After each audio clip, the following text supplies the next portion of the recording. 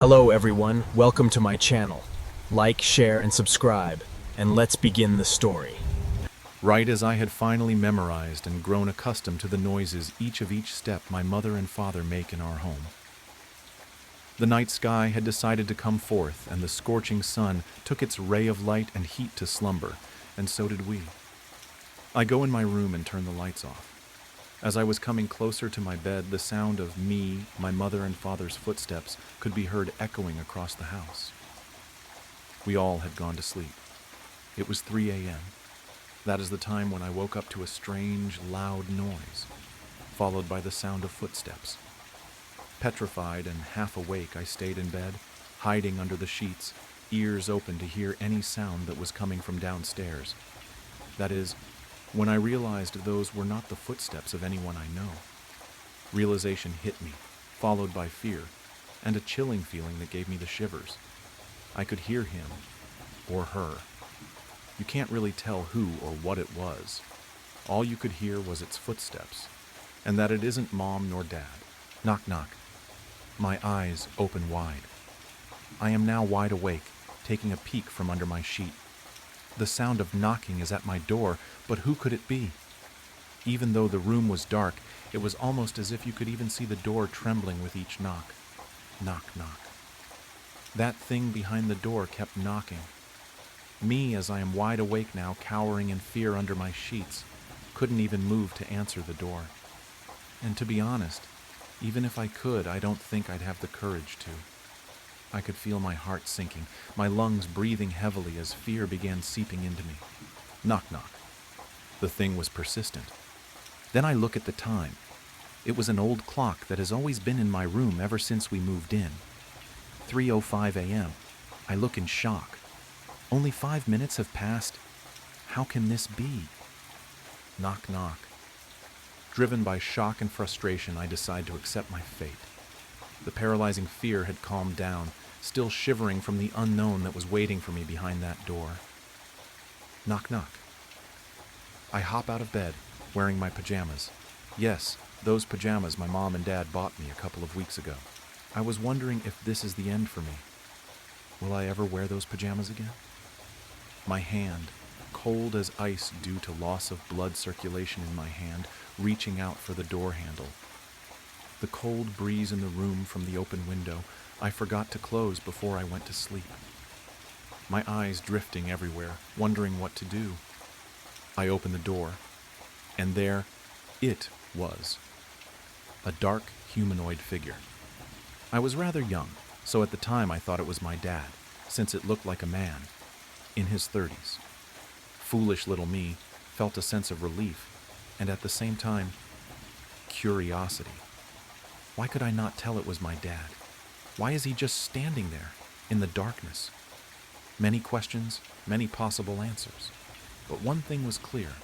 That thing was not my father. Little me, so young and foolish, jumps at it, joyfully yelling out, "Dad, Dad, you scared me."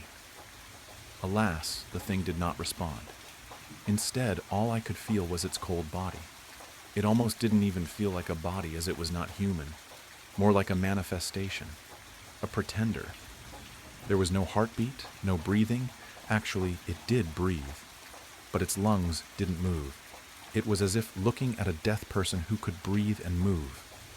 Young me at that time had realized that was no human, or at least not one that I was familiar with at my young age. And now that I'm older, I'm sure you and me both realize that there really are no humans like that. Shocked from what I had just witnessed, I rushed to my parents' rooms as I noticed that thing was just standing there, focused on my room. Yet to my surprise, as I reached the stairs, my heart sinks to the floor and my breathing intensifies when I saw it. That thing hiding in the darkness, in the blink of an eye, turned its face towards me. Now that it was facing my direction, you could clearly see the look on its face. It had eyes, but couldn't see, or so I assumed, since they were pitch black. It didn't have ears, or at least I didn't see any due to its long black hair. It was no usual hair. It looked almost like clay. It didn't have the physics of normal hair, almost as if looking at a mangled mannequin. I sprint to my parents' room. I hear the thing let out a deafening roar, sending chill down my spine. Tears begin rolling down my cheeks, but I don't stop. I can't stop. Stop running and who knows what will happen. I could hear it, its footsteps as I ran, this time, however much faster. Little me, with his tiny legs, tried the best he could to outrun it. What used to be unknown just minutes ago was now charging at me in efforts to catch me. Heavy breathing was traversing the air, screams were echoing, growling noises were heard, loud footsteps, tear marks on the ground. One little boy and an unknown trespasser who, for unknown reasons and unknown goals, wanted to catch him. There it was, the door. I could feel the sense of hope, and the numerous times I thought to myself, I can do it! I'm almost there! Mom! Dad! I'm almost there! Looking back, the thing was right behind me, glaring at me, growling and reaching out for me. With my last strength I had left, I immediately reached out for the handle, opened the door, and closed myself inside. There I was, lying down, on the ground. I could hear that thing again, knocking. I was so tired and so relieved that I outran it that I had forgotten my sole reason for even coming to this room in the first place. As I was lying down, catching my breath, I noticed a musty smell in the room. Something was wrong. My parents' room has never smelled so unpleasantly before. I stood up, brushed all the dust off my so precious pajamas. Although those were the least of my concerns at the moment, because right in front of me were two bodies, deformed to such unrecognizable forms that one would mistake it for a different animal. Unfortunately for me, it was clear that those two were my parents. Knock, knock. The knocking sound was back, this time more aggressive than before. I panicked. What do I do? It's right there. Mom. Dad. Knock, knock. I start quietly sobbing and decide that if my time has arrived, then so be it. Using my last efforts, I put my cold, shaky hand on my mouth in attempts to be quieter. Close my eyes and lie on the ground with my two parents' bodies on top of me. And then it happened. The knocking intensified, faster and louder than before, till it eventually barged in through the door. My vision was blocked, all I had was my hearing. My nose was clogged with the grim smell the bodies were letting out. Slow footsteps were approaching. All that was going through my mind was, please don't find me. Please don't find me. The thing, almost as if reading my mind, went out of the room. Next to my parents' bedroom was my dad's office. He always told me to never go in there, for unknown reasons. However, my parents' bedroom was the worst place to hide in at the moment, as it was the last location it saw me in. I crawled towards the office, holding my breath, tears and cries in. You could hear it looking for me upstairs. I gently grabbed the door, which was excruciatingly hard, as I couldn't stop myself shaking in fear. The door opens. Cold breeze hits me in the face, coming from inside the room. You can hear the sound of papers being blown from the wind.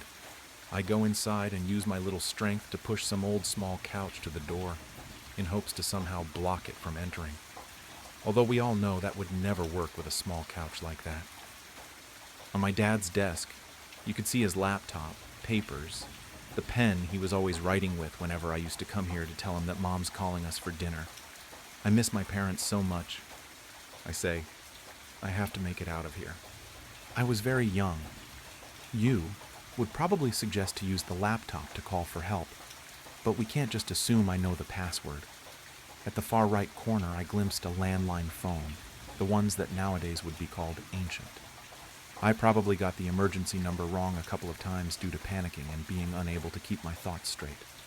Eventually, I dialed 911 and help was coming. The person on the other end of the line seemed very level-headed and managed to calm me down a bit as I was hiding under my dad's desk. A couple of minutes later, loud noises echo through the walls, and for some time after that, quietness had took over the house. A moment after that, I could hear the sirens of the ambulances and the police cars coming to my home, and I decided to go out of the room and meet them at the entrance. The thing was nowhere to be found. All that was left of the scene were my parents, both gone. Me, shivering in fear, and a couple of broken furnitures. I don't know what it was, who it was, where it is, or what it wanted. All I know was that it meant no good. And even though I saw its appearance, you could say it's still unknown, as it was so unusual that you can't even describe it unless you see it for yourself. A couple of years later, I'm at my office, writing this to you, since the only actual characters in this story are me, my parents, and you. That thing is still not found. It's lurking, possibly knocking at someone else's door right now, walking around inside someone else's home. Whatever it is, whatever it wants, do not answer the door. Don't let it know that you're in there. Don't let her fool you.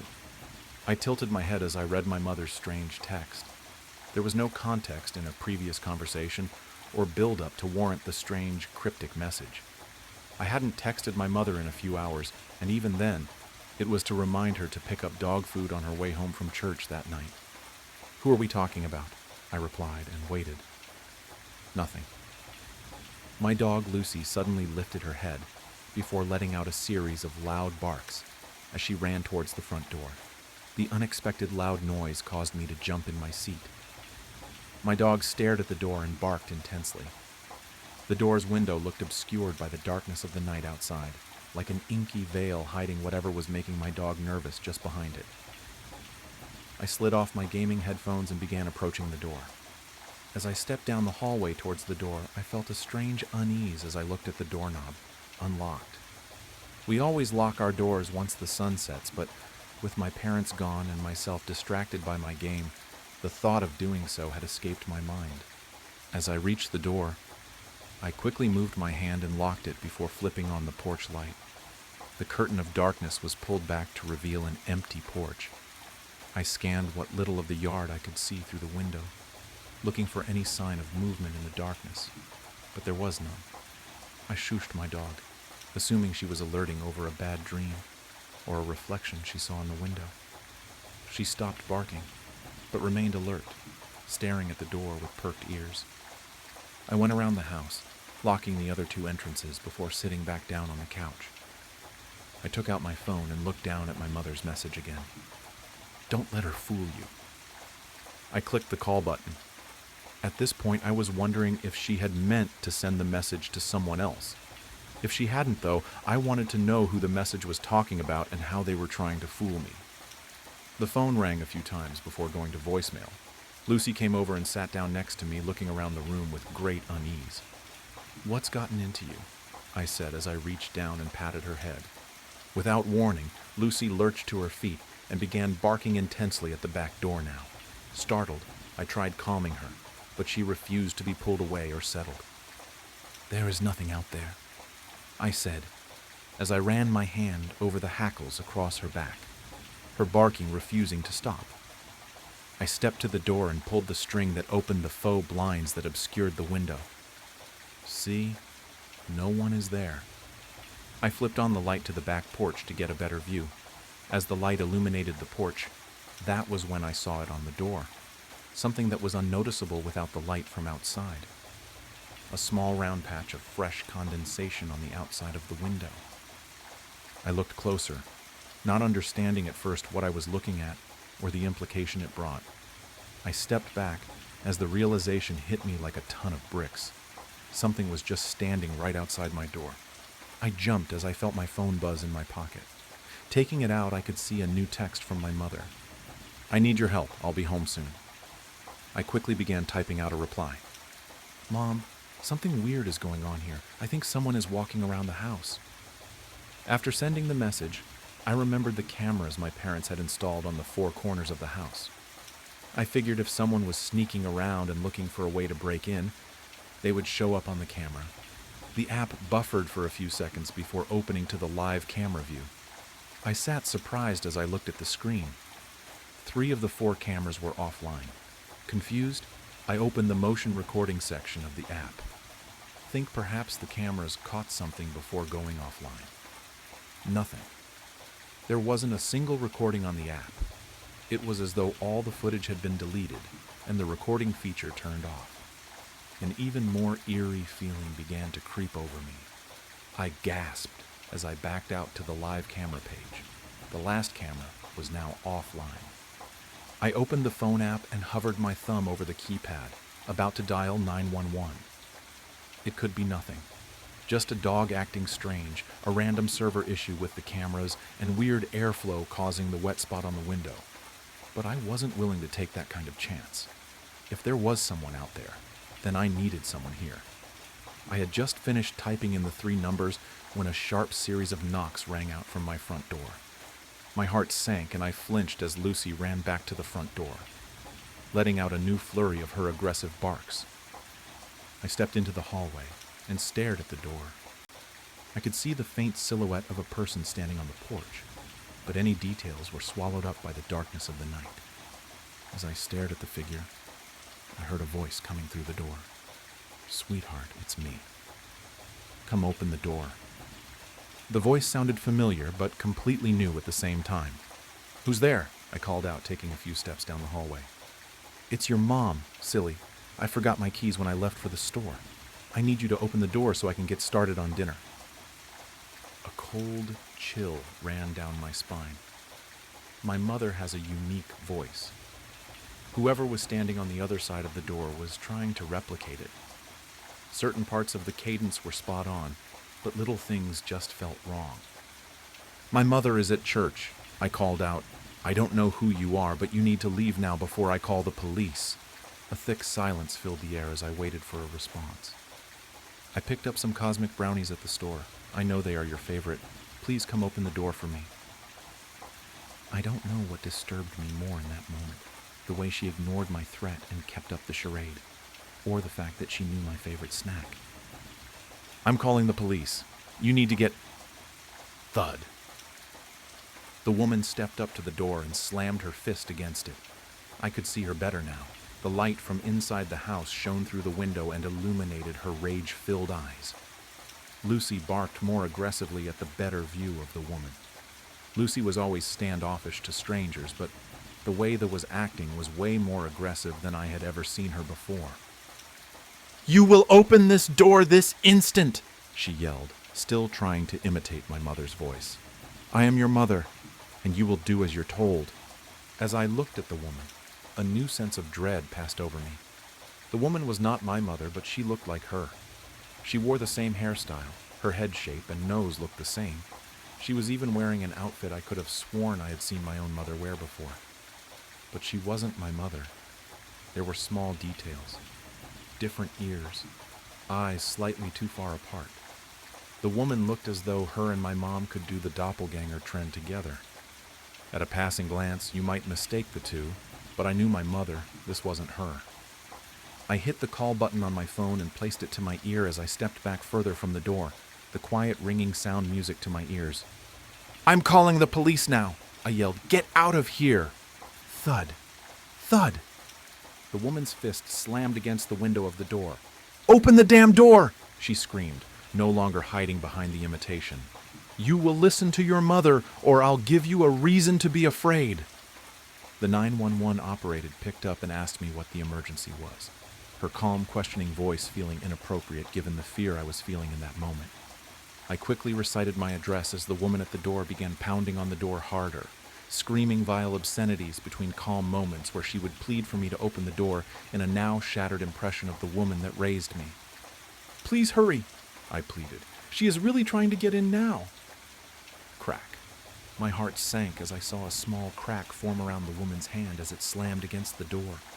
Without leaving another second to pass, I turned and ran. This woman was getting in the house, and I needed to find a place to hide before it was too late. I ran to the kitchen. My head spun as I considered my options, my brain distracted by the woman's screaming and pounding mixed with Lucy's incessant barking. I grabbed a kitchen knife and ran to my parents' bedroom, turning off the lights as I ran to hide my movements. I went into their walk-in closet and tucked myself into the back corner, covered behind layers of my father's coats and shirts. My whole body jumped as I heard the window shatter, followed by a pained scream from the woman. "Look what you made me do!" she screamed before her voice suddenly calmed to a sickening sweet tone. "This cut is really bad, sweetheart. Can you bring me a Band-Aid?" "She's in the house," I whispered into the phone. The 911 operator instructed me to stay silent and in place while help was on the way. I could hear Lucy running around the house, barking wildly. She wasn't a small dog, but she wasn't the type to actually get violent if push came to shove. I could hear the woman walking around the house calling out for me in my mother's voice. "Sweetheart, this is all a misunderstanding. Come out and see me. Let me hold you." From the sound of it, she was looking around the kitchen and living room. "Lucy is acting really strange," she called out. "Maybe that diet we put her on has her acting weird. Come take a look at her for me." We had put Lucy on a special diet a few weeks before. We hadn't told anyone, but she knew. "You always did like playing hide and seek when you were little," she said as I heard her step into my parents' room. "Even when no one else was playing. Just come out and see me." I didn't speak. I didn't cry. I didn't breathe. I muted my phone so the operator's voice wouldn't be heard. I kept silent in crippling fear for my life. Every second an eternity. Every sound of an approaching footfall met with a further deepening pit in my stomach. "You were always so disobedient." She spoke softly, her voice stifling anger. "You were always my least favorite, but I still love you." I heard the clicking sound of the closet door as she turned the doorknob. "You should appreciate our family the way I do." I heard the door swing open. I could see flickers of light from the bedroom dance between the drapes that covered me. I knew any moment the horrid impersonator would pull back the clothes and kill me. I gripped the knife tighter. I have never been a fighter. I knew between my fear and lack of experience I didn't stand a chance. I would fight, but I knew I would fail. Her hauntingly soft voice filled the closet. "We'll have such lovely family time to get..." Her voice was cut off by the sounds of police sirens pulling down our road. She waited a moment and then sighed deeply. "So bad," she whispered before I heard her footsteps quickly retreating out of the room. I began to hyperventilate as I heard the police call out as they made their way into the house. I couldn't believe the ordeal was over. I walked in shock as the police led me through the house that was covered in the blood trail. Lucy followed us around, refusing to leave my side. I sent up a small prayer thanking God that the lady didn't do anything to Lucy besides scare her. The police took me outside and questioned me on the events while other police scoured the area trying to find the woman. They never did. When my parents arrived home, I clung to them and cried in my mother's arms. Through my labored cries, I asked the only question I could think to ask at that moment. Who was she? How did you know?" My mother looked at me confused. "How did I know what, sweetheart?" "The woman. You sent those text messages." My mother's face went pale. "I haven't had my phone all night. I forgot it when I went to church. It was in the house somewhere." I looked down at my phone while trying to grasp the terrifying facts of the situation.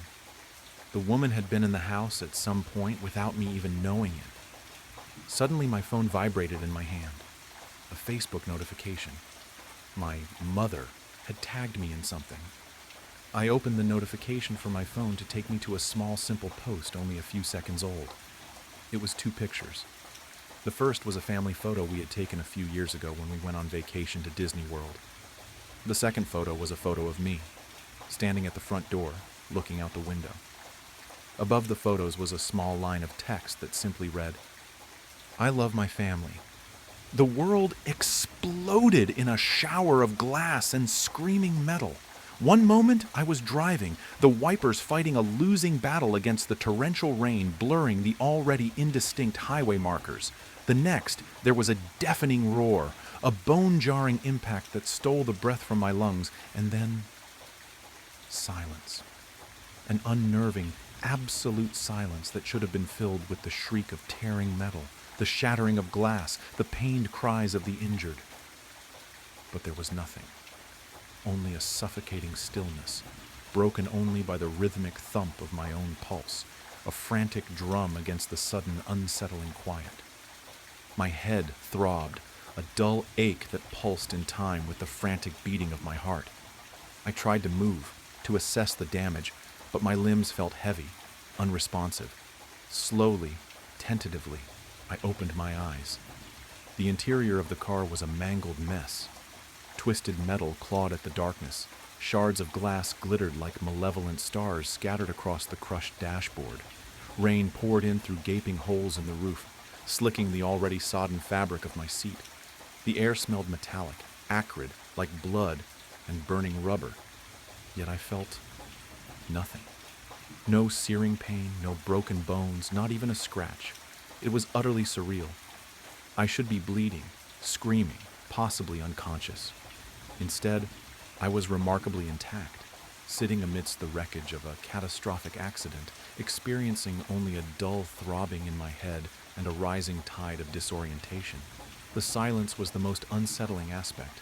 The absence of sound was more terrifying than any scream. It was a silence that pressed in, suffocating, amplifying the disquiet. It was as if the very fabric of reality had been ripped apart and then hastily stitched back together, leaving this grotesque, silent void in its wake.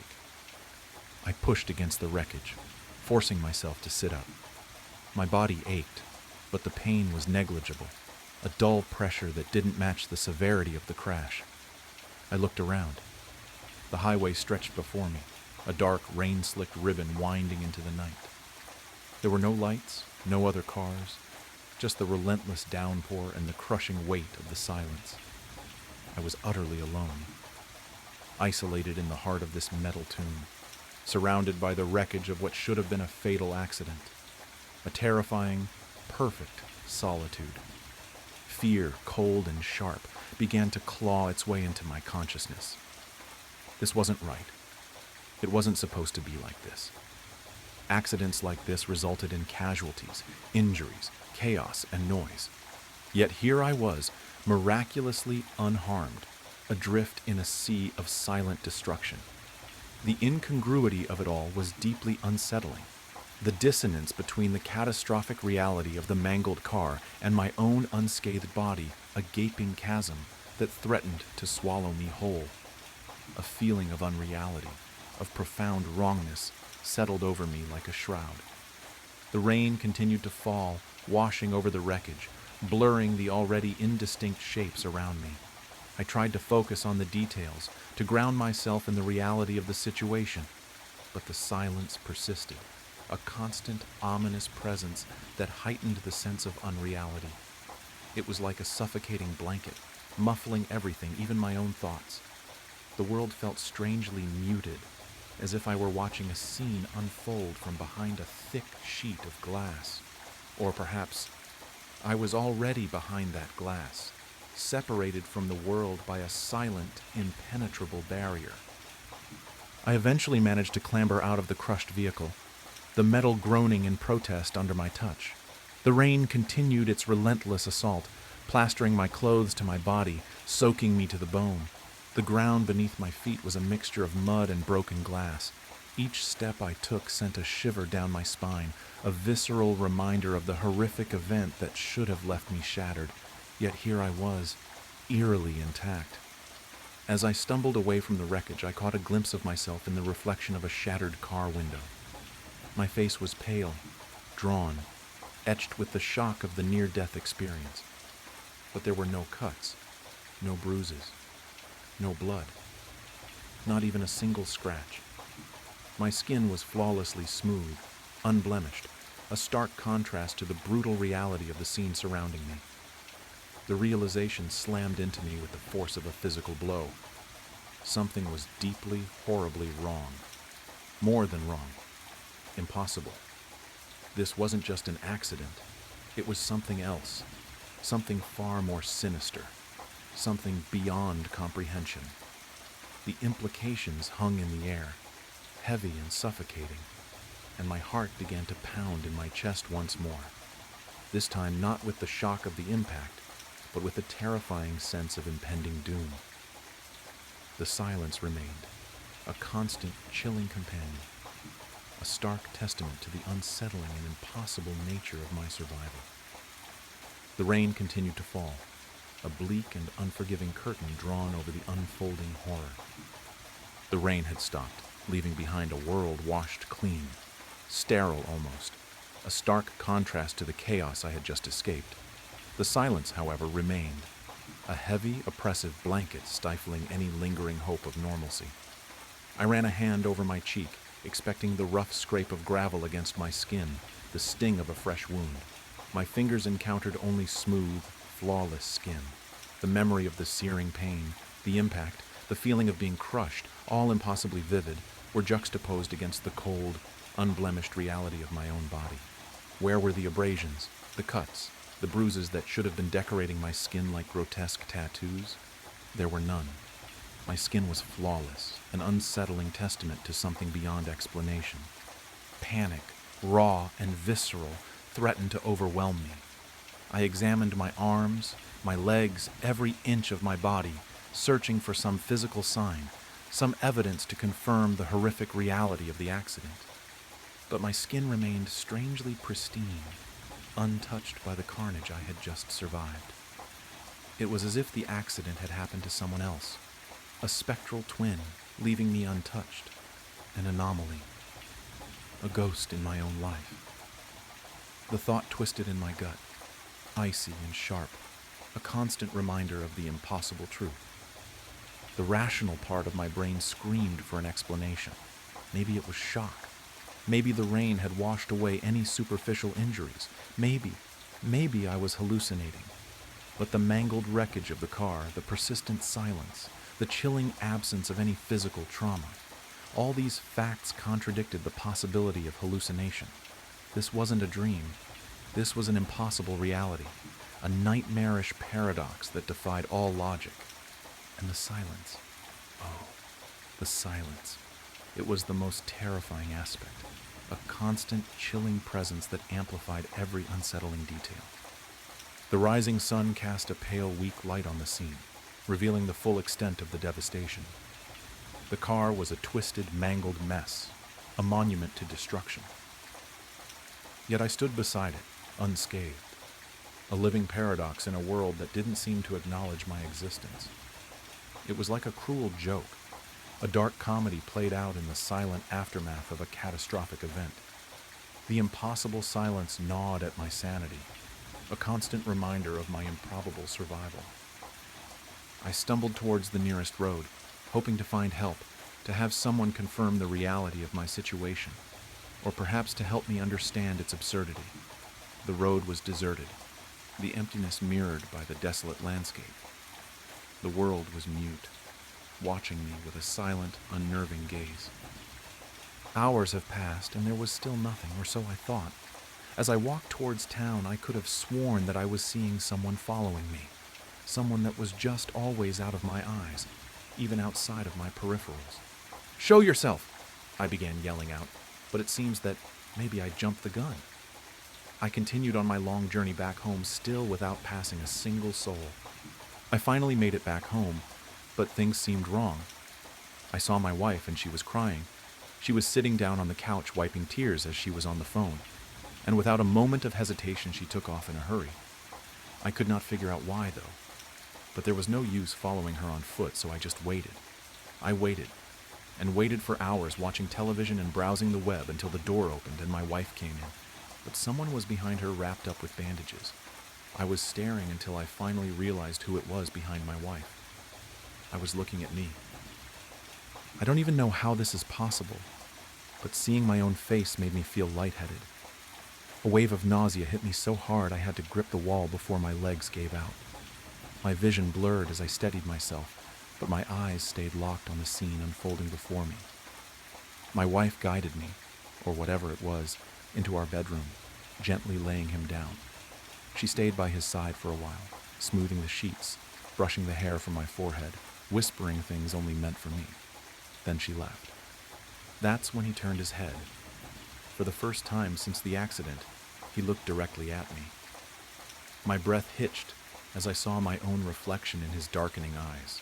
No, not darkening, blackening, as if ink was bleeding through them, swallowing the whites whole. "That sure was a close one," I heard my own voice say, though it didn't feel like mine. "This body was almost useless, but I'm glad it survived. Get comfortable, because unless you get as lucky as I did, you're going to be stuck like that for a while." What did he mean by that? What was even happening? My head pounded with questions, but I forced the words out. What happened? I wanted answers, but all I got in return was a laugh. My laugh twisted into something cold and cruel. I saw an opportunity, and I took it. That wasn't an answer. Not really. But something told me I wasn't going to get a better one. My frustration boiled over, my hands clenching into fists, my mind screaming at the impossibility of it all. I slammed my fist into the wall. The drywall cracked. I froze. I could affect my surroundings. Maybe I wasn't some Casper doomed to haunt my own home. Maybe, just maybe, I still had a chance. I followed him for weeks. I watched as he ate my food, used my computer, spent time with my wife. I watched as he walked into my job, smiled at my coworkers, laughed at their jokes. He slipped into my life with sickening ease, and no one, not a single person, questioned it. But something else was happening. At first, it was just flickers at the edge of my vision, little blurs that vanished when I tried to focus on them. Then they became more defined. Shapes, figures, moving in the dark corners of rooms, just out of reach. I thought they were stalking me, but they weren't. They were stalking him, or rather, my body. They wanted what I wanted, what he wanted. They wanted inside my skin. They didn't seem aggressive yet. They reminded me of scavengers circling a dying animal, waiting for their moment to strike. But then I looked at my hands, the fingers, the arms. They weren't solid anymore. They were darkening, losing their form, the same inky black that filled his eyes creeping through me. I was turning into them. I didn't know how long I had, but I knew this. I was running out of time. If I didn't act now, I'd be lost forever. Just another shadow lurking at the edges, waiting for scraps. I would take my body back. The plan was simple. I knew my schedule. I knew his schedule. I also knew that while the normal world couldn't touch me, I could still affect it. The only exception was the thing wearing my body. And I knew one more thing. For something to take over a body, the occupant had to leave first. For me, that had been the accident. That meant there was only one way to force him out. I had to nearly take my own life. If I failed, I'd become one of them. But even if there was only a 1% chance that I could reclaim what was mine, I had to try. I slipped into the car, silent, unseen, and sat in the passenger seat. He drove onto the highway, the speedometer climbing. The city lights blurred past as I steadied my thoughts. I couldn't screw this up. I wouldn't screw this up. The bridge was coming up fast. I reached out. With everything I had, I grabbed the wheel and wrenched it sideways. Tires screeched, horns blared, impact. Metal crunched, glass shattered, and the world erupted into chaos. The car slammed into the ground below in a sickening cacophony of destruction. The smell of burning rubber and gasoline filled the air. My body, his body, slumped over in the driver's seat, blood dripping from nearly every opening on his face. His ink-filled eyes fluttered open, then slowly slid shut. And then everything went black. I am writing this because I don't think anyone else has ever gone through this. No one else has returned to tell the tale. I didn't make it. I failed. As I type, the ink creeps higher, swallowing me inch by inch. Soon, I will lose all sense of self. I will become one of the others. A shadow, a scavenger, a nothing. If anyone reads this, please, don't forget me. "Around here, partner," said the grizzled and sunburnt face. "Daryl Choi," I said, but it couldn't be. Now that's a name I haven't heard in a long time. The man tipped that face up at me, and I saw his familiar dark eyes clearly under his dusty cowboy hat. "You're dead," I blurted. The cowboy stood and drained his sarsaparilla. "This outsider bothering you, Smokes?" the bartender said, polishing a glass behind the gas station counter, which had been apparently repurposed as a saloon bar. There were still vape cartridges and 5-hour energy drinks on the shelf behind him, gathering dust next to bottles of unlabeled brown liquor and oil lamps. "I'm not an outsider," I argued. "This is my hometown. I took your niece London to prom, Mr. Jaraki." The bartender narrowed his eyes at me. "Name's Ben Wiley Sr. to you," he said, frowning under his huge white handlebar mustache. "Now, your money's as good as anyone else's, kid, but after you quench your thirst, you better take that steel horse you rode in on and ride along yonder if you know what's good for ye." "Yonder?" I said. "What the hell is going on? This is Massachusetts. Is this a bit?" The 5 other cowboys in the gas station, who were all sitting around makeshift tables that had been hammered together from pieces of the holiday station shelving, stopped their card game and glared at me. One of them reached for his sidearm. Darrell clapped his hand around my shoulder. "Settle down, boys," he said. "This here fella's kin, he just don't know it yet. Sit down, partner, and I'll tell my tale." "I just came in to pay for gas." "The thingy wasn't working outside," I said. "I'm actually late to my mom's memorial service right now." "Oh, don't worry about that, son. It's my mom's. Sit down." I sat down. The plastic chair squeaked. Mr. Jaraki brought me a stein of sarsaparilla. "Folks around here, you see, we ain't afraid of death no more," Darrell said. He lit his pipe. Red embers lit his dark eyes. "I met death. He's a 10-cent man." Darrell stared through the holiday station windows past the gas pump and toward the horizon of Peabridge, Massachusetts. In 2016, Darrell Choi had been crushed to death by a semi on his way home from UMass Amherst. He was the first friend I ever lost. His death had hit me hard. We weren't as close as I was with some of my other friends, but we'd cut class a couple of times to vape by the creek and trade Yu-Gi-Oh cards. I didn't think he could grow facial hair, but he had a lot of it now. "You ever heard of Pet Sematary?" Darrell asked. "Yeah, I saw the movie," I said, "and the remake." "Well, turns out we got one of those." I stared incredulously. If I hadn't been at Darrell Choi's funeral, I wouldn't have believed him. "Okay," I said. "Basically, it works just like an old Steve King's account. You die, they put you in there, you come back wrong. First time they tried it with a person, it was Christina Elspeth, the old schoolmarm." "Oh no, Mrs. Elspeth died?" "It don't matter now," Darrell grunted.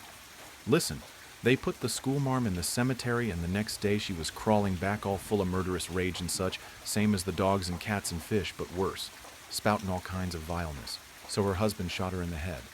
"Mr. Elspeth?" "Not before she cut him real good across the belly, though. The old fella bled out right quick in his flower garden. So they buried both of them in the cemetery again, on account of the headstone already being paid for." Mr. Elspeth was my youth pastor. He always snuck us leftover communion bread, and we'd eat it with marshmallow fluff. I didn't even know he had a gun. So another day passed, and, well, the 2 of them sprung back out of that dirt mound. Mr. Elspeth had come back wrong, just like his missus before him, all evil and such. But Mrs. Elspeth came back even wronger. Turns out there's a step down below evil. I'm talking downright, well, sort of like those red fellers we used to play at killin' as youngsters in that moving picture game. "I don't know what the hell you're talking about, Darrell," I said. "Can you drop the cowboy accent?"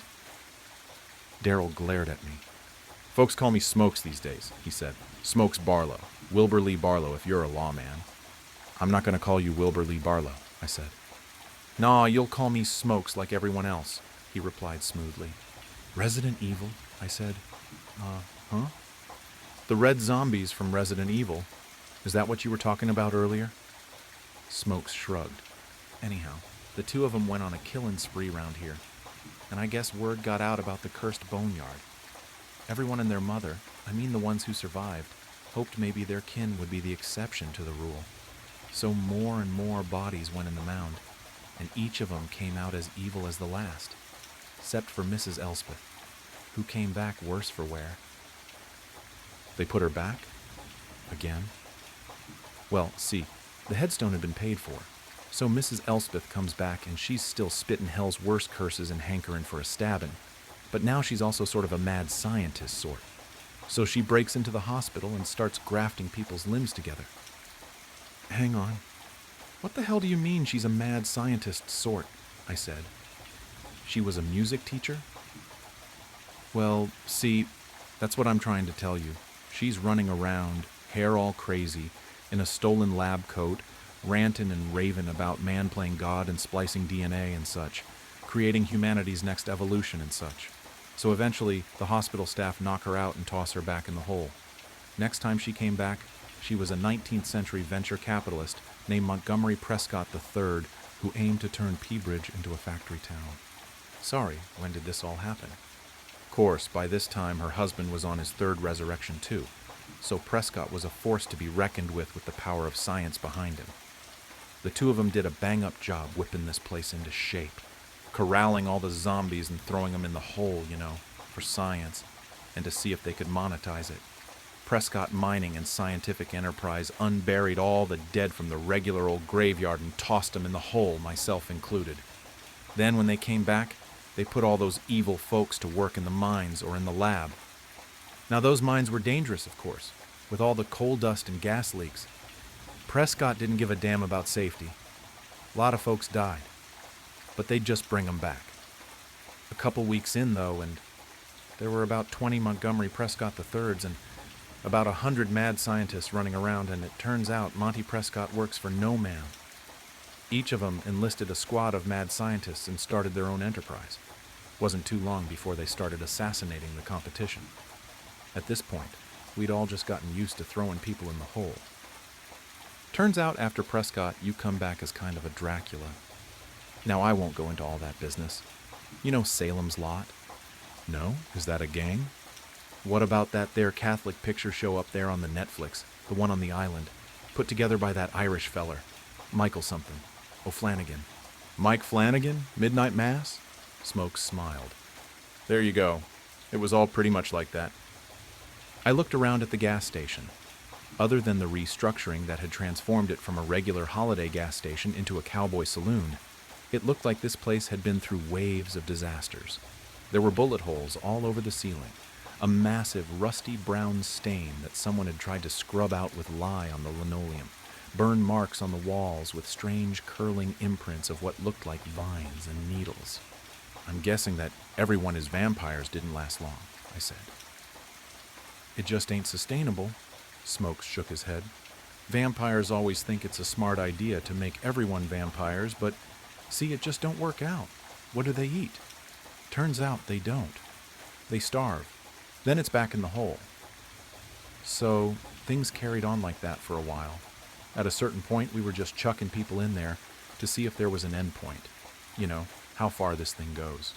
Turns out it goes evil, mindless zombie, mad scientist, Montgomery Prescott III, master vampire, ghoul, skeleton warrior, skeleton jazz musician, man-eating plant, plant-eating man, or a vegan, I guess you'd call him, and a real son of a bitch. Haunted ventriloquist, haunted dummy, haunted mummy, Christian family vlogger, Edna, evil cowboy, zombie cowboy, plant cowboy, Edna again, then just regular old pure cowboy. What comes after cowboy? I asked. Smokes shook his head. Nothing, he said. It's just cowboy all the way down after that. The cowboys playing poker glanced up at me through clouds of tobacco smoke. I recognized some of these people from around town, or rather, I recognized who they used to be. So, my mom's memorial. She's not really dead, is she? I said, a wave of hope and relief overwhelming me. I thought I'd have to say goodbye to her today, but she'll be back, won't she? Smokes only smiled sadly. You won't find fuel for your steel carriage, partner, said Smokes. I'll give you a ride to the cemetery. I followed Smokes out to the parking lot where several horses were hitched. Where did you guys get all these horses? I asked. Oh, where there's cowpokes, there's horses, he replied. That's a rule of nature. Smokes fed the horse an apple and stroked her mane before bidding me to climb on behind him. I held on to his waist, which was pretty weird for me because we were never close like that, and we galloped off up the highway toward the middle of town. We passed the elementary school, which had been covered in radiation warning signs and barbed wire. Then we passed the old Coney Island restaurant, which had been converted to a one-room schoolhouse. Main Street's restaurants, law firms, and tattoo parlor had been replaced by a dry goods store, an ox stable, a wagoner, an apothecary. The barber was the same, but it looked like he also pulled teeth now. The park that I played in as a kid had been bulldozed to hell, and in its place was a brown dirt yard with scattered mounds and holes all clustered near the center. A new sign hung over the entrance on a wooden board, Lazarus Mound Cemetery. "I guess we could have been more creative," Smokes said. "But it's too late for couldas, I reckon." A group of cowboys, clad in black, stood over a dirt pile. They held their hats to their chest as the eulogy was read. Smokes followed me to my mother's fresh grave. I dropped my bouquet of flowers on top of it. "Family only," said one of the cowboys, glaring at me. "Uncle Matt, it's me," I said. He twirled his goatee and grimaced, revealing a new gold tooth. "It's Billy Cobra Nash these days," he said. "Didn't recognize you, son. I suppose you want to say a few words?" He gestured to the mound. "Well, I would," I said, "but I'm pretty sure she'll pop out halfway through." "That's no way to talk about your poor dead mother," said Great-Grandma Tess, who I hadn't seen since 2004 when she died from stroke. Except she wasn't Great-Grandma Tess. She was a short old man with a long rabbity mustache and 2 guns on either side. "Let the kid grieve, Slim," said Cobra. The sun set on us. The resurrected cowboy versions of my family members became hungry and bored and set up a small campfire where they heated up coffee and beans and spun some yarns. I asked questions about the cowboy economy and how it could sustain itself in this Massachusetts town that didn't have that many cows, and they responded by cussing me out and telling me to get lost. City boy. I said I couldn't be a city boy because I was from here, and they took away my beans. Finally, after about an hour, there was rustling from the mound. "Here she comes," said Cobra. The dirt shuffled and ran down the side of the mound, a miniature landslide. Finally, a gloved hand emerged. Then an arm. A dirty, dusty head, crowned in a cowboy hat, burst from the pile, coughing. "Well, butter my biscuits, if it ain't the cheat, just in time for dinner," said Slim, hands on his hips. My mom, who was now a dirt-covered cowboy named the Cheat, clicked his boots together to dislodge some stones from his spurs. "Howdy. Miss me, fellas," the Cheat rasped, spitting pebbles into the fire. "Mom?" I said. The Cheat looked me over. "They call me Vernon the Cheat Maddox now," my mom said. "Why Maddox?" I asked. "Mom, what was wrong with Nguyen?" "Ain't a cowboy name," said Mom. "A cowboy can't be Vietnamese?" "Listen, kid," said the Cheat, clapping me on the arm. "I've had a long day, and to be frank, I can't abide a city slicker like you before I get my brew. Gotta fill up on beans and coffee or I'll be skinner than a jazz skeleton in 2 shakes of a lamb's tail." I watched my mom walk away toward the fire, greeting the other cowboys like old friends. "It's like she didn't even recognize me," I said, broken. Smokes patted me on the shoulder. "That ain't your mother no more, pardner," he said. "Same as I ain't Daryl Choi." "What's the point of raising people from the dead if they're not themselves?" I said. "I reckon you've missed the essential theme of the pet cemetery premise," Smokes said. "The point is, it's a curse, not a blessing. To the living, at least. Mr. Stephen King said sometimes dead is better, and here in Peabridge we reckon he was right." I heard a metal click. I turned around to see Smokes' shotgun pointed square at my forehead. "Whoa," I said. The cowboys at the fire turned to watch with dim interest, including my own mother. "Daryl, hey, put that away." "Dead is better, but you know what's best? Cowboy," he said. "Cowboy is the best there is." "Best there is," said the cowpokes around the fire in eerie unison. Wait. There was a bang. My vision filled with red, and then there was nothing. I saw and felt and heard nothing as Smokes watched my limp body fall backwards into the hole. He kicked dirt over me casually. He holstered his weapon. He sat down around the fire next to the others. "How many bullets you got, Smokes?" asked the Cheat through a mouthful of beans. "Not enough to get him all the way through," Smokes replied, lighting his pipe. "But enough to get him past Dracula, for sure." "That's the one you gotta watch out for," the Cheat said. "I'll stand vigil with you, partner." "You go home, Maddox.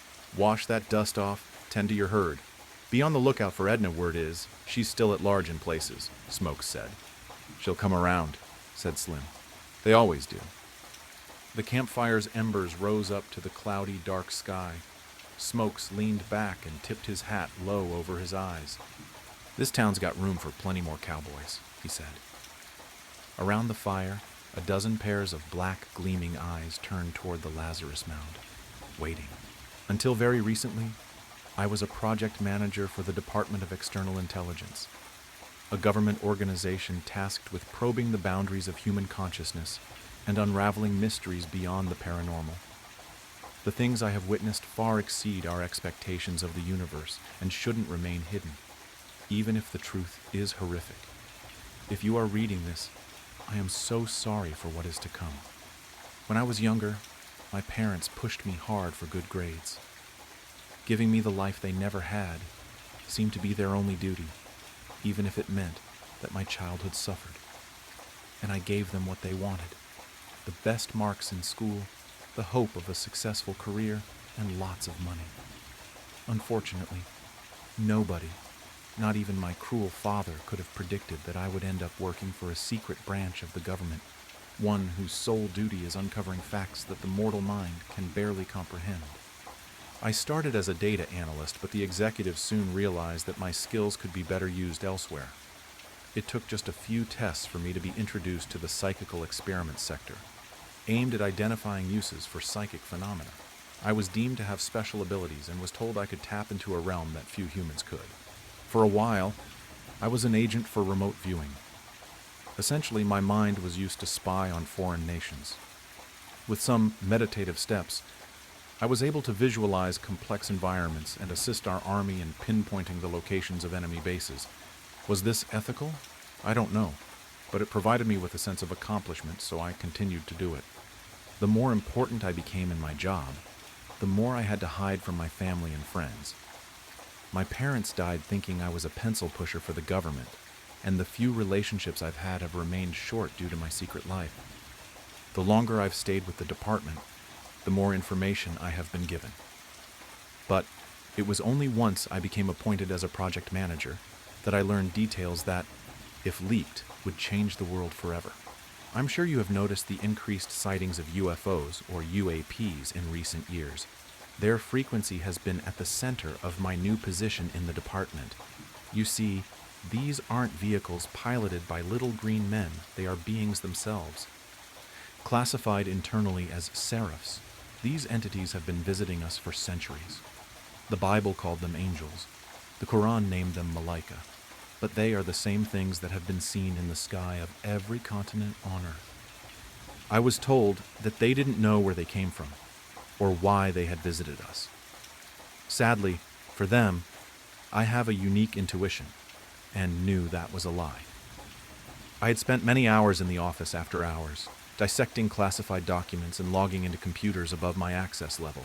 The more vivid the details became, the more I questioned my actions. What if I uncovered something I didn't want to? You can't put the toothpaste back in the tube, a silly metaphor for a twisted reality I was soon to live. It took me many months, but I eventually pieced together why the 33rd floor of our building is off limits. The Department of External Intelligence has been communicating with the Seraphs and has a machine built for this sole purpose. Last week, I used the device. It was a day like any other, at least that was the role I played. I scanned my card to enter the building and made my way to my office on the 24th floor. I put on a happy face as I greeted my companions in the rustic elevator, patiently waiting for the neon green screen to tick higher while soft synth sounds filled the cramped space. Finally reaching my secretary, I cleared my schedule and began to set the plan into motion.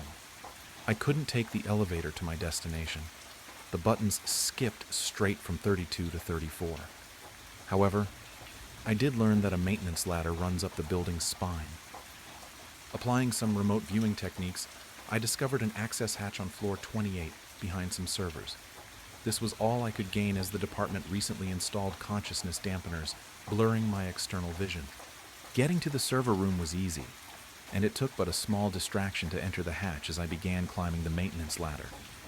I was on the 28th floor, but looking down it seemed as though the shaft stretched into an infinite abyss with no end in sight.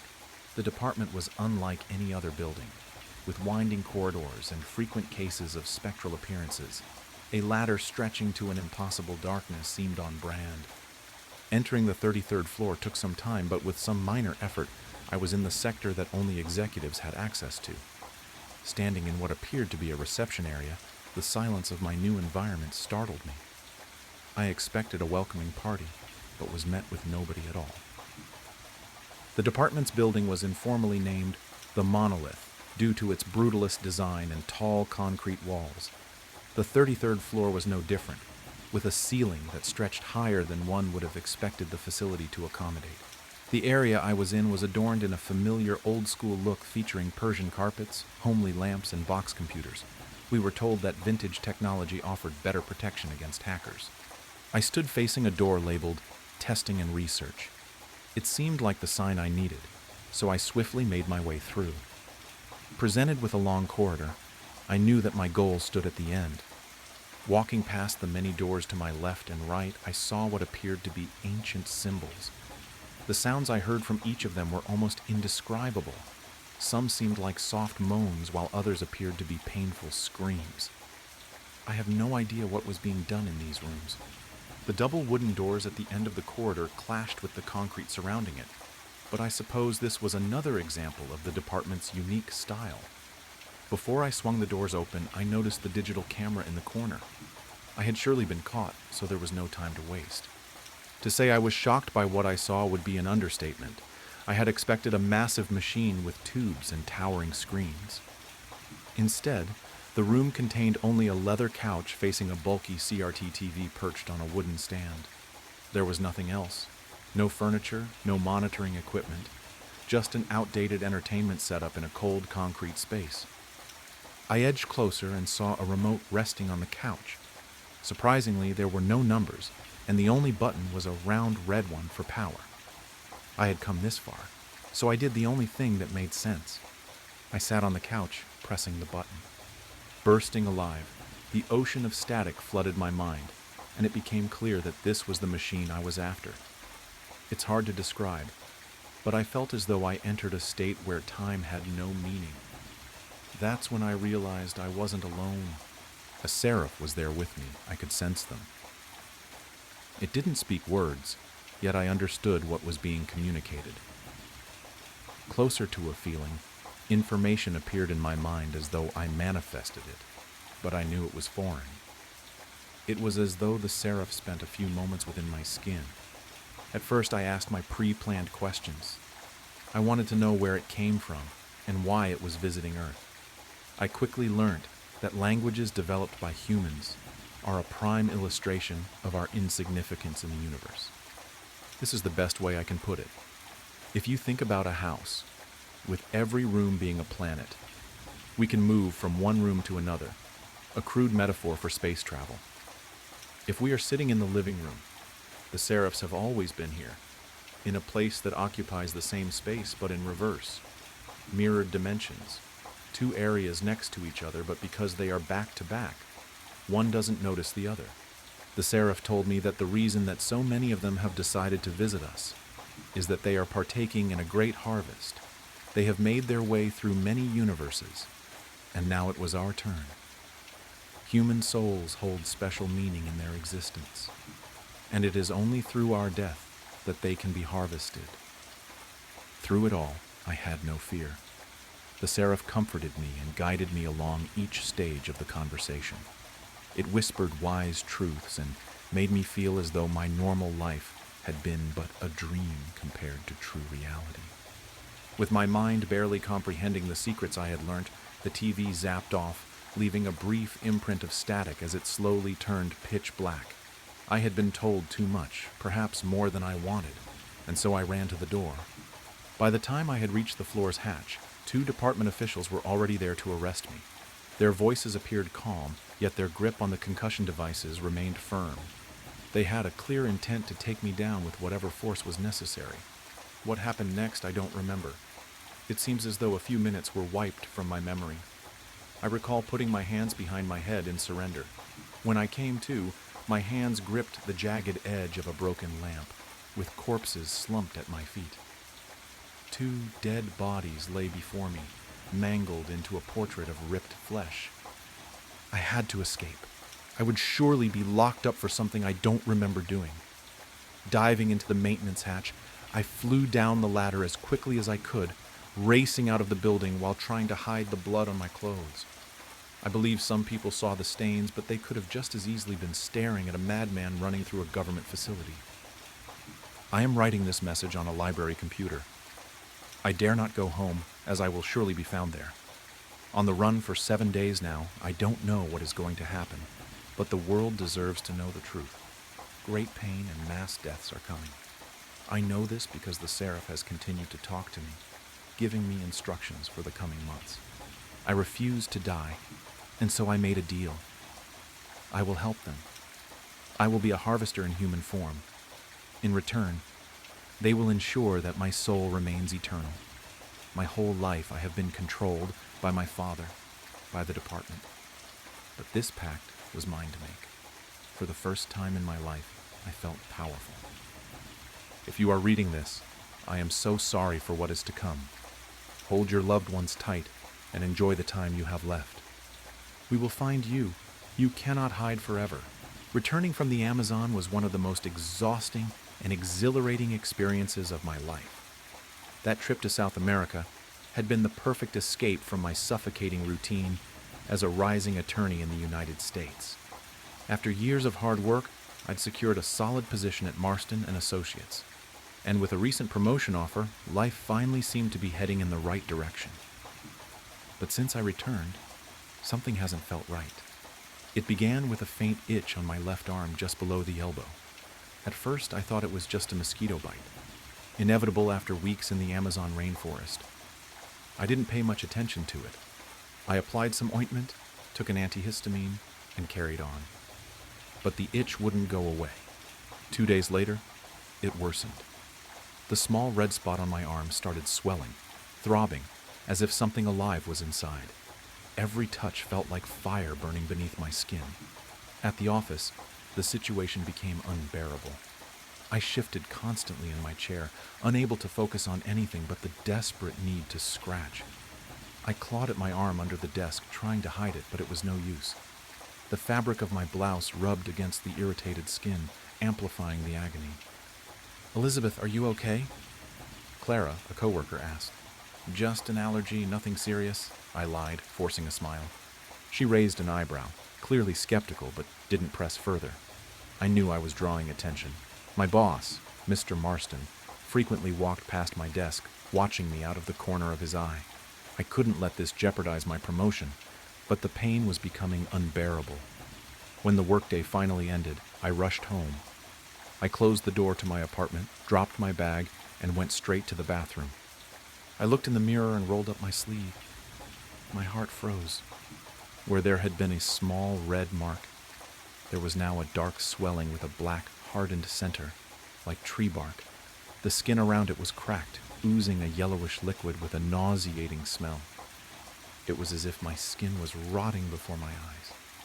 I grabbed the strongest ointment I had, but as soon as I touched the wound, the pain exploded. I screamed, tears streaming down my face. The next morning, I went straight to the hospital. I wasn't the kind of person to wait until the last minute to seek help. My mother used to say, "Elizabeth, you're so paranoid you'll die of old age because nothing will ever catch you off guard." At the hospital, the doctor examined the wound with a mix of curiosity and discomfort. He called in another doctor, who then called in 2 more. They all stared at my arm like it was a nightmare brought to life. "It's a tropical disease," the doctor said after several long minutes. "We'll run some tests." They sent me home with antibiotics and painkillers, but I knew that wasn't enough. Something was growing inside me. That night, I woke up to excruciating pain. It felt like something was moving under my skin, crawling and digging. I ran to the bathroom mirror and tore off the bandages. The wound was now a deep hole, filled with a gelatinous yellow substance. In the center, something moved. My hands trembled as I grabbed tweezers and inserted them into the hole. When I pulled, something came out. It was a worm. Small, white, but alive. It writhed between the tweezers, and I threw it into the sink, nearly vomiting. But when I looked back at the wound, I saw there were more. So many more. The days that followed were hell. I woke up drenched in sweat, my head pounding as if it would explode. The pain in my arm was no longer something I could ignore. It consumed my entire body. The wound grew at an alarming rate. Initially, it was just a foul, black, gaping hole. Now it spread like a cancer, devouring the surrounding flesh, which peeled away in chunks. My clothes clung to my arm, soaked with the viscous liquid that oozed constantly. I spent hours in front of the bathroom mirror, inspecting the pit my arm had become. It was as if something inside was alive. Small ripples in the decaying flesh, like waves on a contaminated lake, revealed their presence. By the third day, after pulling out the third worm with tweezers, I realized I was trapped in an endless cycle. I removed them, but more appeared, always more. I couldn't sleep. Whenever I closed my eyes, I felt the creatures moving inside me, digging deeper into my flesh. I became obsessed. I spent sleepless nights on the bathroom floor, extracting worms with tweezers, needles, anything that could reach them. My body was exhausted, but my mind wouldn't stop. For every one I removed, two seemed to take its place, and the sound. At first I thought it was in my head, but it wasn't. It was a low, wet rustling coming from my arm, the sound of something scraping against flesh, chewing, burrowing. By the fifth day, the nightmare reached a new level. My left hand went numb. I tried to move my fingers, but they wouldn't respond. When I looked at my arm, the swelling had spread. The skin around it was translucent, almost see-through, revealing long white shapes writhing beneath, rivers of larvae flowing through my body. I vomited on the bathroom floor, the stench of bile mixed with the rotting smell of my arm, making the air unbreathable. I knew they were growing, and I knew they wouldn't stop. It felt like a legion of burning needles was piercing my skin, deeper and deeper each time. The wound was growing alarmingly. At first it was just a black, fetid hole in the center of the swelling. Now it spread like cancer, advancing through the surrounding flesh, which was rotting and falling apart in pieces. My clothes started to stick to my arm, soaked with the viscous liquid that kept dripping constantly. The smell was nauseating, a mix of rotten meat and something chemical, acidic, that seemed to burn my nostrils. I spent hours in front of the bathroom mirror, inspecting that hole that had become my arm. It was as if something inside it was moving. Small ripples in the rotting flesh, like waves on an infected lake, showed that they were there. On the third day, after pulling out the third worm with tweezers, I realized I was caught in an endless cycle. I would remove them, but more would appear, always more. I cried out of frustration and disgust. "Get out of me! Get out!" I screamed, my voice hoarse and desperate, but the worms didn't obey. Each night was worse than the last. I couldn't sleep. Every time I closed my eyes, I could feel the creatures moving inside me.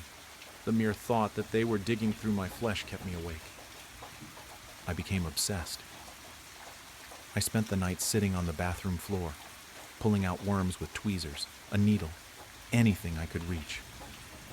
My body was exhausted, but my mind never stopped. Every time I pulled one out, it seemed like two more appeared. I began to hear sounds. At first, I thought it was just in my head, but it wasn't. It was a low rustling noise, like something wet brushing against flesh, gnawing, burrowing. I knew they were growing. On the fifth day, hell reached a new level. My left hand began to tingle. Then, it went numb. I tried to move my fingers, but they wouldn't respond. When I looked at, I start. My skin was greenish and damp, gleaming with a sickly, oily sheen. I called an Uber to take me to the hospital. When the driver stopped in front of the building, I hesitated for a moment. I tried to cover my arm with a cloth to hide the deplorable state it was in, but the fabric quickly became soaked with the yellowish liquid that leaked incessantly. I got in the car, hoping he wouldn't notice. "Good morning," I tried to say, but my voice came out hoarse, almost inaudible. The driver, a middle-aged man with a friendly expression, smiled through the rearview mirror, but his expression changed as soon as the smell reached him. "Are you okay?" he asked, wrinkling his nose and cracking the window a bit. "It's just an infection. I'm going to the hospital." He nodded but kept the windows open throughout the entire ride. I saw him rub his nose several times, and his glance in the rearview mirror was filled with distrust. The smell was getting worse. It was the smell of death. When I finally arrived at the hospital, I staggered through the front door. The people in the waiting room instinctively moved away, some covering their mouths, others wrinkling their faces in disgust. I was taken directly to the emergency room. The doctor who attended to me was the same as before, but his serious expression indicated that he knew the situation had gotten out of control. He could barely hide his own reaction to the smell. "Elizabeth, what happened?" he asked, while putting on gloves and a mask. I don't know.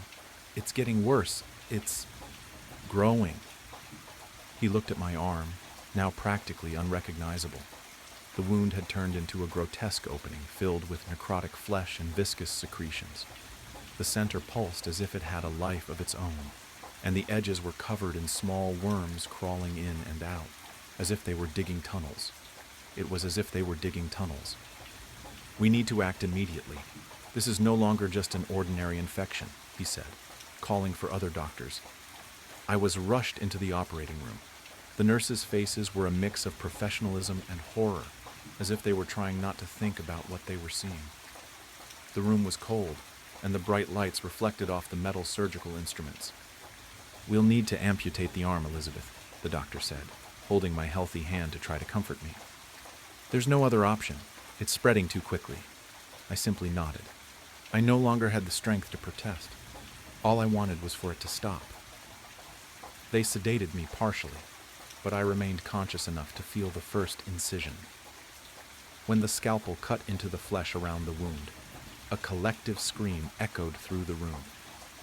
Larvae were raining down. From the cut, a torrent of white worms exploded like a geyser. They were larger than the ones I had seen before, thicker, almost translucent, with quick and frantic movements. The nurses recoiled, some screaming, others dropping instruments on the floor. "My God," murmured the doctor, while trying to stay calm. The worms fell to the floor and began to spread throughout the room, crawling in all directions. The stench emanating from them was even stronger, a wet, rotting smell that seemed to fill every corner of the space. The doctor continued cutting, desperate to sever my arm from the rest of my body. But the worms didn't stop. They appeared from every side, burrowing into my flesh as if they were living roots, connected to my own body. The pain was unbearable, even with the sedatives. I could feel every movement, every bite, every slide of their viscous forms. "We need to finish this now," the doctor shouted, wielding a surgical saw to cut through the bone. But as he began to saw, more worms came out, this time faster, as if trying to escape. One climbed up his glove, crawling to his wrist. "Get this off me," he shouted, as another nurse tried to help him. The operating room was in chaos. The floor was covered in blood, pus, and worms. Surgical instruments were scattered around, and the nurses didn't know where to run. I could feel that this wasn't going to end there. The arm wasn't the only place they were. They had already spread throughout my entire body. "Doctor," I whispered, my voice almost inaudible. "It's no use. They're everywhere." He looked at me, his face pale and filled with horror. For a moment, I thought he was going to pass out. "Elizabeth, I'm so sorry." And then my vision darkened. I looked at my hands, but they were no longer mine. My skin was full of holes, and worms were coming in and out as if I were just a vessel. The basement was cold and damp, the air thick and stale. He stood there towering, his head nearly brushing the ceiling. His features were long and slender, limbs stretched unnaturally. His arms hung low, fingers almost grazing his knees. His legs, thin and bone-like, made him stand at an impossible 12 feet tall. His mouth stretched wide, too wide. An unnatural stretched mouth that revealed nothing but a black void inside. His eyes, deep and hollow, were pits of endless darkness, a void that seemed to pull everything in. I don't remember how it got there or how it even got inside. All I know is I locked it deep in my basement where it couldn't come out. Well, that was until I found the basement door wide open. "Hello," I said, staring into the dark basement that yawned open before me. My voice felt small, swallowed by the shadows below. Fear crawled up my throat, thick and sour like I might throw it up. I slammed the door shut, my hands shaking. Then I heard it, soft, rattling noises from the kitchen. Gentle, deliberate, like something was moving in there. Something was in the house with me. I moved deliberately, each step slow and careful, my breath caught in my throat. I watched my surroundings, making no noise as I crept toward the kitchen. And then I saw it. The creature from my basement stood at the sink, its towering frame hunched awkwardly beneath the ceiling. It stared out the window, motionless, its long, slender limbs hanging at its sides. It didn't move. It didn't make a sound. It just stood there, like it belonged. My heart slammed against my ribs as I bolted for the front door, feet barely touching the ground. I didn't dare look back. I didn't need to.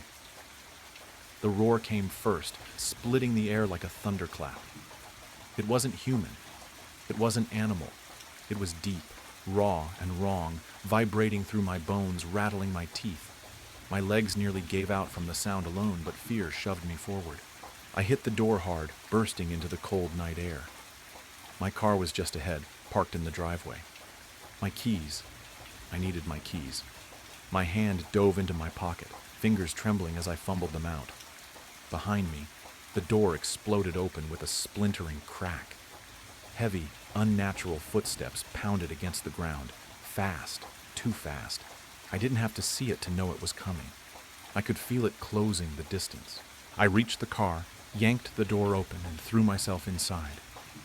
My hands shook so badly the keys slipped from my fingers and hit the floor mat. No, no, no. I grabbed them again, forcing the key into the ignition. The engine sputtered, coughed, the sound of death. The creature lunged from the doorway, its long, bony limbs propelling it forward in a blur of twisted movement. It was nearly to the car. The engine roared to life. I slammed the gear into reverse, tires squealing as I stomped the gas. The car jolted backward, throwing me against the seat as the creature lunged, just barely missing the hood. Its empty black eyes locked onto mine for a split second, burning into me before I peeled out of the driveway. I didn't stop. My foot stayed pressed to the floor, the car flying down the long, dark street. The night swallowed everything around me, but I didn't care where I was going, as long as it wasn't back there. Days passed. I barely slept, holed up in a cheap hotel on the edge of town. The room smelled like old cigarettes and stale air, but it didn't matter. It had 4 walls and a locked door. Every night I checked the window, just to be sure. That night was no different. I pulled back the curtain, heart already racing before I even looked. The parking lot below was empty, streetlights flickering weakly against the dark. For a second, I let myself believe I was safe. Then I saw it. Beyond the lot, past the stretch of cracked asphalt and the rusted chain-link fence, the woods began, thick black trees rising like jagged teeth. And there, just at the edge where the trees met the night, it stood. The tall, twisted figure. It didn't move. It didn't blink. It only stared, watching me from the shadows. It found me. In an instant, I yanked the curtains shut, heart slamming against my ribs. My breath came in quick, shaky bursts. I sprinted to the door, peering through the peephole. Nothing. The hallway outside was empty, still and quiet. I didn't know how fast it was. I didn't know how smart it was. But it found me. Hours crawled by. The TV droned on in the background, some late-night sitcom I wasn't paying attention to. I kept glancing at the window, half expecting to see it again. Then came the knock. It wasn't loud, just a soft, deliberate tapping. My head snapped toward the door, dread sinking like a cold weight in my chest. Who the hell could that be? I slid off the bed, feet hitting the floor. Before I reached the door, I heard it. A voice. Hello. I need help. Help me. Help me. I need help. Help me. It didn't sound right. It was flat, robotic, like a bad recording played over and over. No emotion, no urgency. I froze, my throat tightened. If you don't leave right now, I'm calling the police, I shouted, voice trembling. The voice didn't stop. Help me. I need help. Open the door. Open the door. Open the door. It wasn't even yelling, just that same lifeless, droning tone. That was the worst part.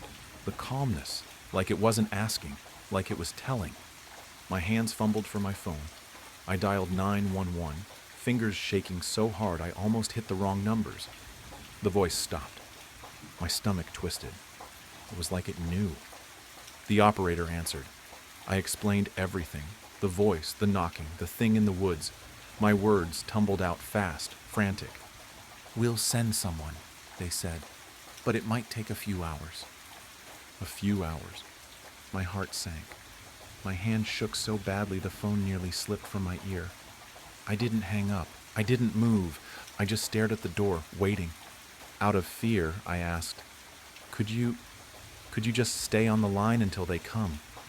I don't want to be alone. At first, she hesitated. I'm sorry, sir. We can't do that. We have to answer other calls. Please, I cut in, my voice trembling. Please, I don't think I'll make it if I'm alone. There was a pause. I could hear her breathing on the other end. Then, quietly, she said, Okay, I'll stay. Relief washed over me, but it didn't chase the fear away. My eyes stayed locked on the door. Her voice was calm, gentle. My name's Rachel. What's your name? I swallowed hard. It's James. All right, James, I'm here with you. You're not alone. My throat tightened. Thank you. I think it's still out there. Can you still hear the voice? She asked softly. I shook my head, even though she couldn't see me. Number? It stopped when I called you, but the way it sounded. I paused, shuddering at the memory. It wasn't normal. It was like robotic, repeating itself over and over. Rachel was quiet for a moment, then said, You're doing great, James. Just stay with me. The officers are on their way. I nodded again, trying to steady my breathing. But deep down, I couldn't shake the feeling that the quiet wasn't a good thing. It felt like the calm before something worse. Rachel's voice came through the phone again, steady but a little more serious. James, who's chasing you? Can you describe them? I opened my mouth, but nothing came out. My throat felt tight, like the words got stuck halfway up. I don't know, I said finally. It wasn't a lie. Not really. It's tall. Really tall. Its arms are too long. Its mouth.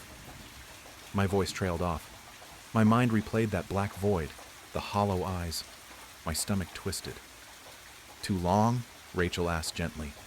James, are you saying it's someone wearing a mask or...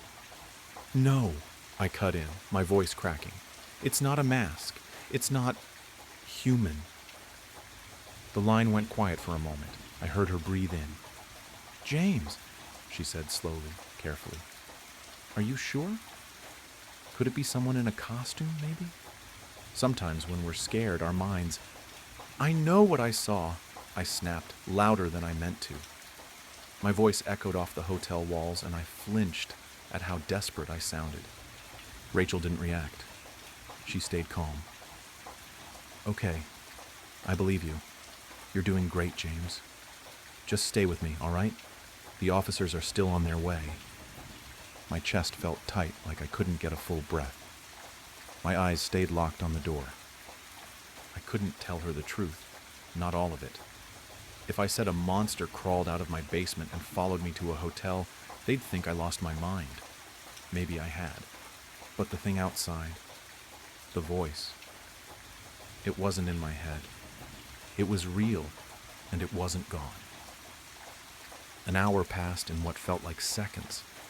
The room was still, but I couldn't escape the feeling that something was wrong. My pulse thudded in my ears, every breath a battle against the rising panic. Rachel's voice kept me tethered to reality, her calm words a thread I clung to. Then, suddenly, a knock at the door. Knock, knock. I froze. The hairs on my neck stood up. Hello, this is the police. Open the door. This is the police. Open the door. A wave of relief flooded through me. I wasn't alone. Finally, the officers were here.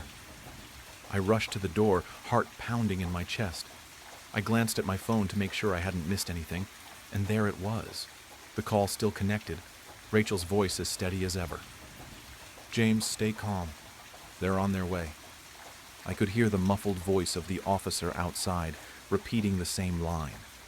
The door was within reach. I grabbed the handle, yanked it open, ready to let in the safety of the police. But there it stood, the creature. It towered, its limbs unnaturally long, bent in sickening angles, its black, empty eyes locked onto mine. The grin that stretched across its face was wide and chilling, too wide. I looked down at my phone in my trembling hands. The screen read, 911. What's your emergency? A smile twisted across the creature's face. It wasn't the officer. It never was. I staggered back, my blood running cold. My stomach dropped into a pit of icy dread, and then it hit me. Rachel never asked for my location. I had never been on the phone with the police. I had been talking to it. God help me. Most families in America can trace their roots back all the way to colonial times, when brave men and women made the pilgrimage, ready to plunder the virgin world awaiting them. My family held deeper roots than most. We can trace our lineage all the way back to the old country and beyond. The Mariani family were spread across the boot, like lice on a mangy mutt. We came from all manner of background and class, to the luxury living gods in the north, to the bitter peasant Marianis to the south. Our ancestors would bicker and clash over every little thing. Century-old grudges still persist to this day. But the one thing to unite our clan, truly unite it, was when an outsider offended us. The Mariani temper became legend, and legend turned to unspoken horror as we grew bold in our retribution. There is all manner of tales I could spin. In the 1800s, for example, Nico Mariani was tending to his vineyard when the town drunk came upon him. He was sullied and vulgar, smelling like week-old manure dipped in vinegar. So the story goes, Nico was appalled at just the sight of the oof and demanded he get away from his vineyard. The drunk laughed in his face, pushed him aside, and pulled out his syphilis-infused prick and began relieving himself all over Nico's prized grapes. The infuriated Nico lunged at the man, coming down on him with blows and curses upon his whole bloodline. The drunk ran away laughing, urine still pouring down his leg. Nico tidied himself up and simply went back to his home. He wrote a letter to the current patriarch of the clan telling him of his grievance, and wrote down the drunkard's name at the bottom of the letter. With a sly smile, he sent that letter off, and within a week the drunkard was found. He was entangled in the bushes, thorny roses slitting his dry skin, his eyes bloodshot and full of fear. He reeked of death and piss, and according to legend, his cock was found stuffed halfway down his throat. Thus became the fate of any a man who befouled our family. As word spread, others would keep their distance. Some members of our clan would even be chased out of their villages. Those same towns soon met with unusual fates, storms sweeping through in the night, plague coming down and wiping them all out. Those of the Mariani clan would claim that God was on their side. We were simply the chosen family of the nation. These boastful morons were just that. They all knew the truth to their petty revenge. To my knowledge, no one knows for sure how it started. Maybe it was one drunken brawl too many, and measures had to be taken to ensure it would always go in our favor. All I knew is the ledger was held by one member of the clan, the patriarch, and passed down eventually. I had glimpsed it only once. It is a brown, leather-bound tome that reeks of age. It's rather unassuming. One might mistake it for a tattered old journal instead of collection of victims. My father, Vincent, was the current keeper of the ledger. He kept it in a locked box under his bed. We didn't talk about it. Every once in a while he would get a call from some long-forgotten cousin or distant uncle, and a somber look came upon his face. As their petty grievances drone on and on, sometimes he would just sharply cut them off, demanding a name. Then he trudged off to his room and locked it behind him. We didn't see him for the rest of the day. I only know of one time my father wrote a name in for himself. When I was a boy, my mother was killed by a drunk driver. She was jogging in the late afternoon, and a plastered trucker swayed too far to the left and pinned her to a tree.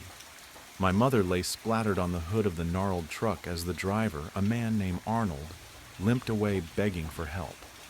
He was arrested, of course, but evidently there was some mistake the police made. Something about the chain of custody being tainted, and the case was thrown out.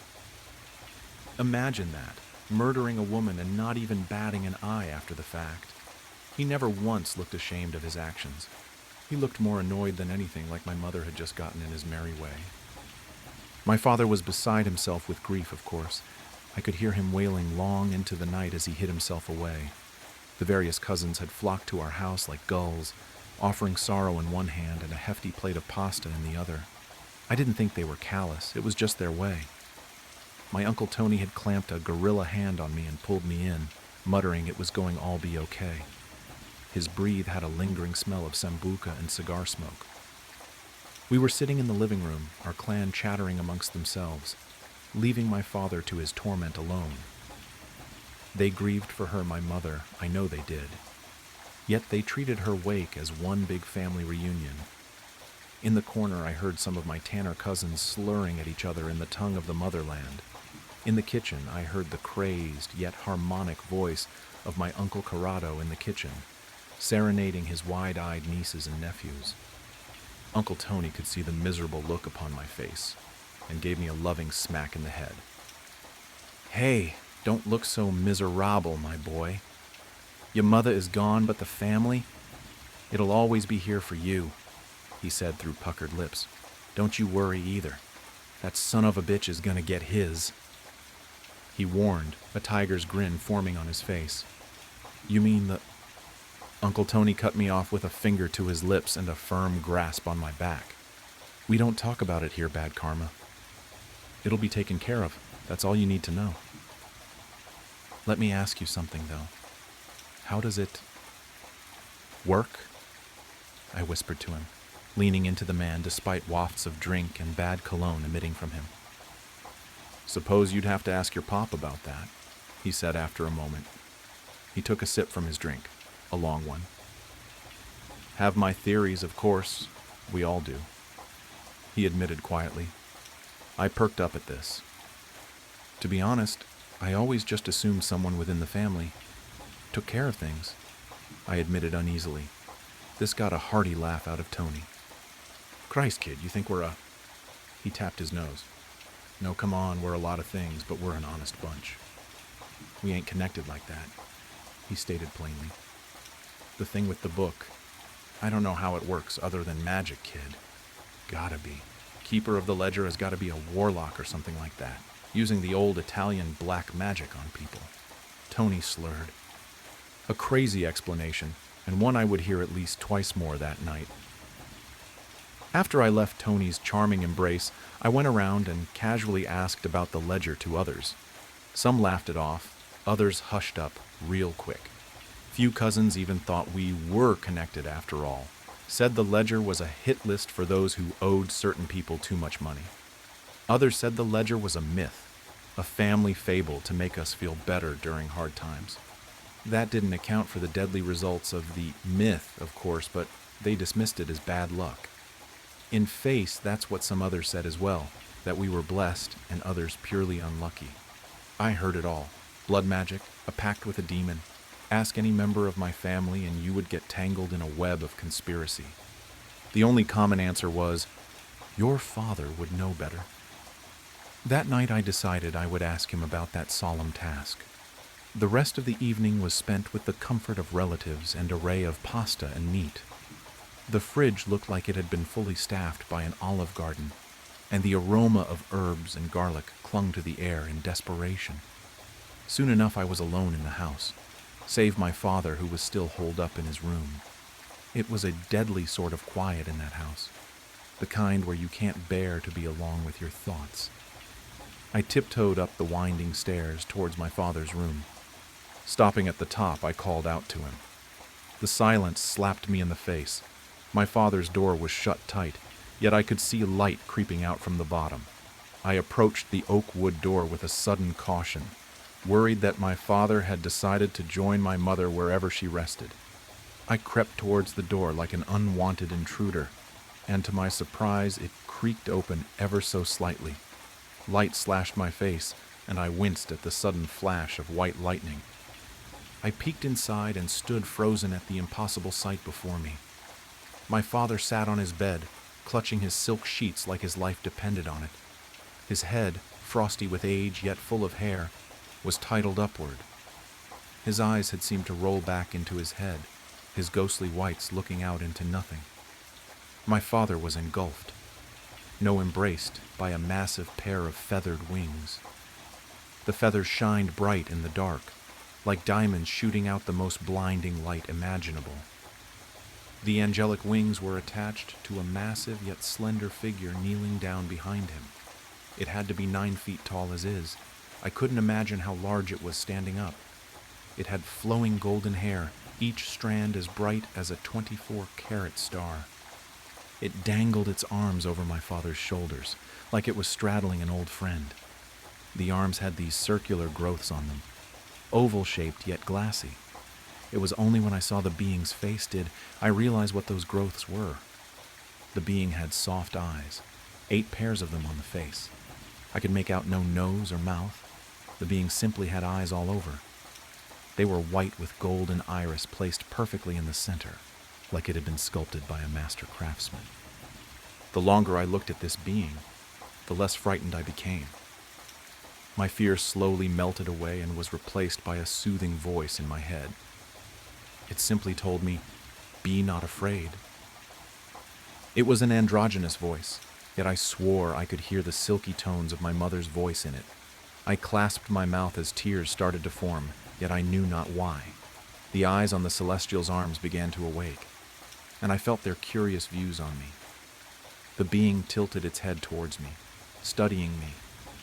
That uneasy feeling began to return, like I had seen something I shouldn't have. "Go now, child," the voice commanded softly. "It is not your time yet." The voice was sympathetic, yet oddly harsh. My father stirred slightly, and the being turned its attention back to him, soothing his strained mind. I backed away from the door, my eyes aching from the glow. I rubbed them and stumbled into my own room, ignorant of the thing I had witnessed. I collapsed onto my bed, and the slumbering world stole me into itself. I awoke late into the next day to the sound of my father whistling a merry tune. He knocked on my door and came in, a plate of eggs in hand and his phone in the other. He sat down next to me, offering me both without a word.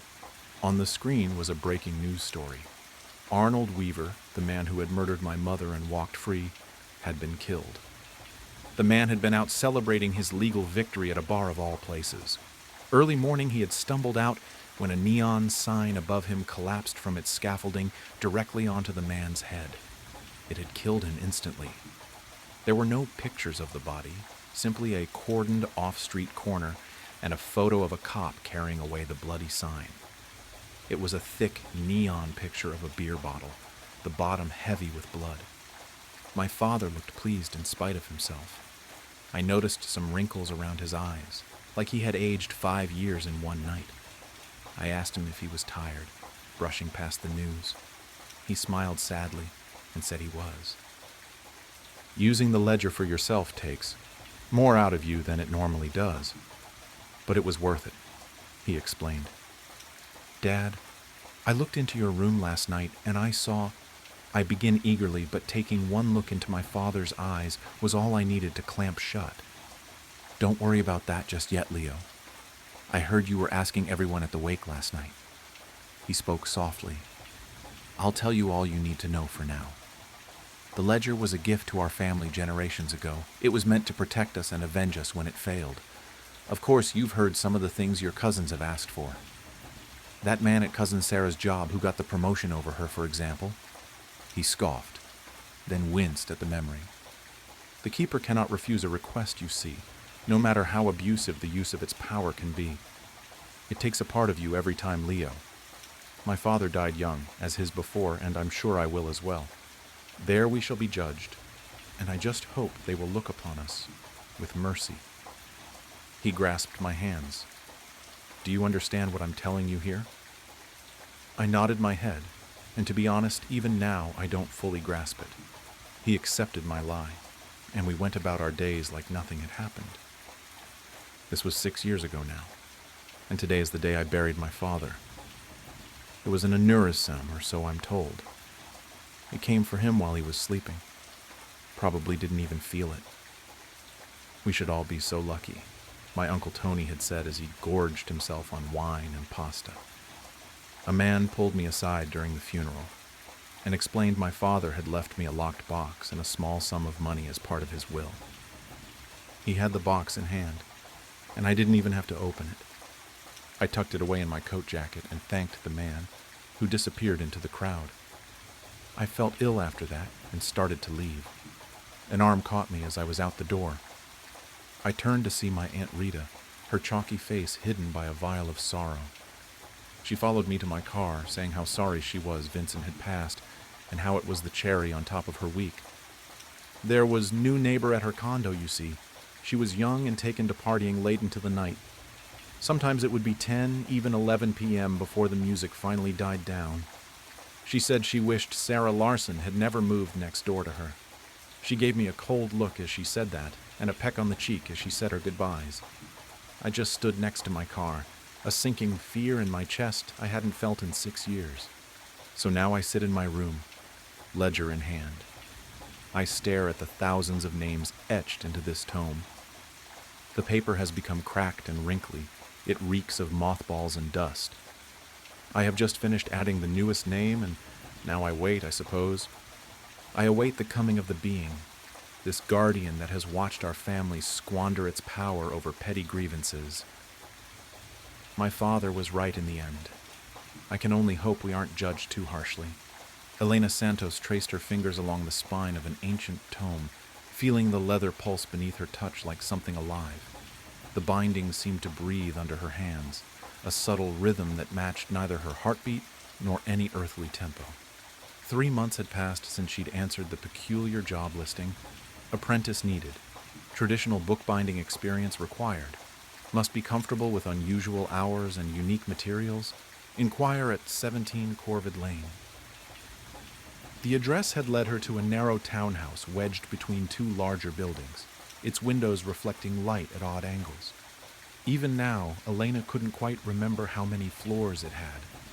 The architecture seemed to shift when she wasn't looking directly at it, windows and gables rearranging themselves like words on a page. The man who opened the door, Jaron Taine, looked exactly as she'd imagined a master bookbinder would. Stooped and ink-stained, wearing a leather apron scarred by countless small burns and chemical spills. His eyes, though, held a feverish intensity that should have been her first warning.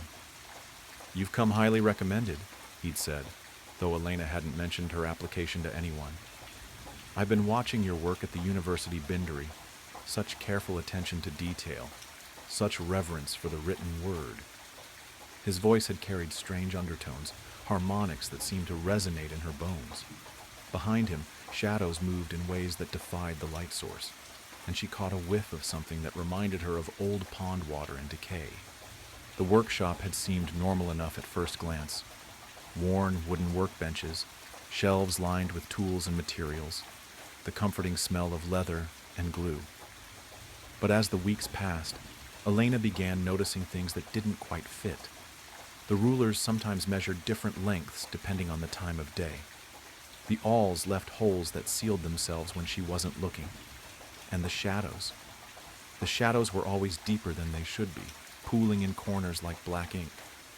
A fragment of poetry had appeared on her workbench one morning, written in Thomas Reed's distinctive hand. In spaces between bound pages tight, whispers echo from infinite night. The words had seemed to squirm on the paper, and Elena found herself humming their rhythm as she worked, though she couldn't remember consciously reading them. Now, working in his basement workshop by lamplight, Elena understood why he'd valued those qualities. The books that passed through their hands were like nothing she'd encountered in her training. Some were bound in materials she couldn't identify, leather that felt too warm, cloth that seemed to breathe, metal clasps that moved when touched. Others contained text that seemed to shift when viewed directly, letters crawling across pages like insects searching for new arrangements. All of them carried a weight that had nothing to do with their physical mass. Tonight's project sat before her. A stack of loose pages that had arrived in a leather satchel, delivered by Myrold Rook, the keeper of the script. His hands had trembled as he handed over the package, and Elena noticed that his shadow didn't quite match his movements, always a fraction too slow or too fast. "These are special," he'd whispered, glancing nervously at the shadows between the shelves. "The High Scribe herself has marked them for binding. Our patron grows hungry." He'd hesitated then, pulling something else from his satchel, a small envelope sealed with dark wax. The seal bore a symbol that seemed to shift when Elena tried to focus on it. "From Althesa Varen herself," he'd added, his voice barely above a whisper. "She says you're to read it only after you've completed the binding. She saw something about you in her last trance." The pages felt warm to the touch, and the script that crawled across them made her eyes water. Some bore notations in different hands. She recognized Thomas Reed's poetry, interwoven with the main text, his verses speaking of a darkness that devoured light and a horizon where reality ended. Other margins contained desperate warnings in what she now knew to be Miranda Wells' handwriting. The words breed in dreams. They want more than just readers. They want vessels. Elena's fascination warred with her terror. Part of her wanted to run, to forget everything she'd seen and return to the simple work of binding normal books. But another part, growing stronger each day, yearned to understand the mysteries hidden in these impossible texts. The hunger for knowledge had taken root in her mind, and she found herself wondering if this was how Miranda had felt before she disappeared. "Careful with the binding thread," Jaren called from his desk. "These pages like to wander if they're not properly secured." He was hunched over his own work, transcribing text from one volume to another. Elena had noticed that he often worked in his sleep, his hands moving with mechanical precision while his eyes remained closed, lips forming words in languages that hurt her ears. Sometimes she caught glimpses of other figures moving around him in those moments, shadowy forms that vanished when she tried to look at them directly. The thread she used was unlike any she'd worked with before. It seemed to move of its own accord, sometimes anticipating where she needed it to go. It felt warm between her fingers, like it had just been pulled from something living, and she could have sworn she felt a pulse running through it. As she sewed, she realized she wasn't just binding pages together. She was stitching fragments of reality, creating seams between what was and what waited in the spaces between words. As Elena's needle pierced the warm leather binding, the workshop around her suddenly dissolved.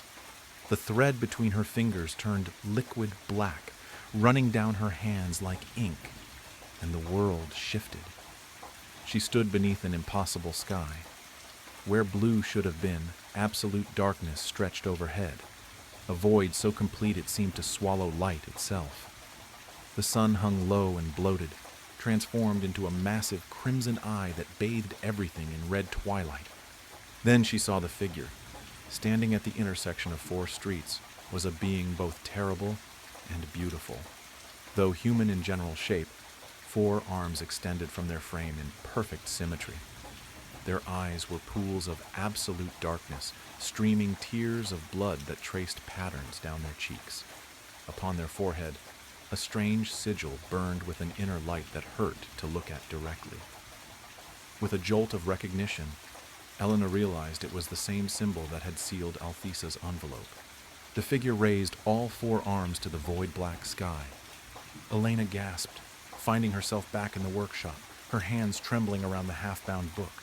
Sweat beaded on her forehead, and she quickly wiped it away with her sleeve, trying to steady her breathing. The thread was just thread again, though her fingers still tingled where it had touched them. Making progress? Jaren's voice came from the doorway, making her jump. She hadn't heard him approach. He stood there in his ink-stained apron, looking exactly as he always did, though somehow his shadow seemed darker than usual. Yes, Elena managed, proud that her voice remained steady despite her racing heart. The binding is coming along well. She bent her head to her work, hoping he wouldn't notice how her hands shook as she picked up the needle again. Later, while cleaning his tools, Jaren spoke softly, almost to himself. "I was like you once," he said, his voice carrying those strange harmonics. "A simple bookbinder until I understood that some books want more than just to be read. They taught me their language, showed me the spaces between words where truth lives." He turned to her, and for a moment his eyes seemed to contain galaxies. "The Dark One offers knowledge beyond imagining, Elena. The cost..." He smiled, and in the lamplight his teeth gleamed like wet ink. "The cost becomes irrelevant once you understand what waits on the other side of the page." She'd begun having dreams about the books. In them, she watched letters crawl across pages like insects, forming and reforming into messages that left her gasping awake. She dreamed of vast libraries where the shelves went on forever, and all the books whispered her name. Sometimes she heard voices from the workshop below her rented room, though Jaren insisted he never worked past midnight. The shadows in the corners seemed deeper each day, and she often caught movement in them from the corner of her eye, suggestions of figures walking between the shelves, of hands reaching out from between books. Through these dreams, she began to understand the congregation's structure. Jaren, as the bound archivist, created gateways through his bindings. Myrald Rook, the nervous keeper, distributed the texts to those marked for initiation.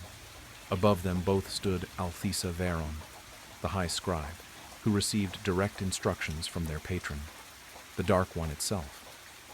In these dreams, fragments of what she'd glimpsed haunted her: the void black sky, the crimson sun that shouldn't be, and always that figure, that terrible, magnificent figure whose presence made reality shiver.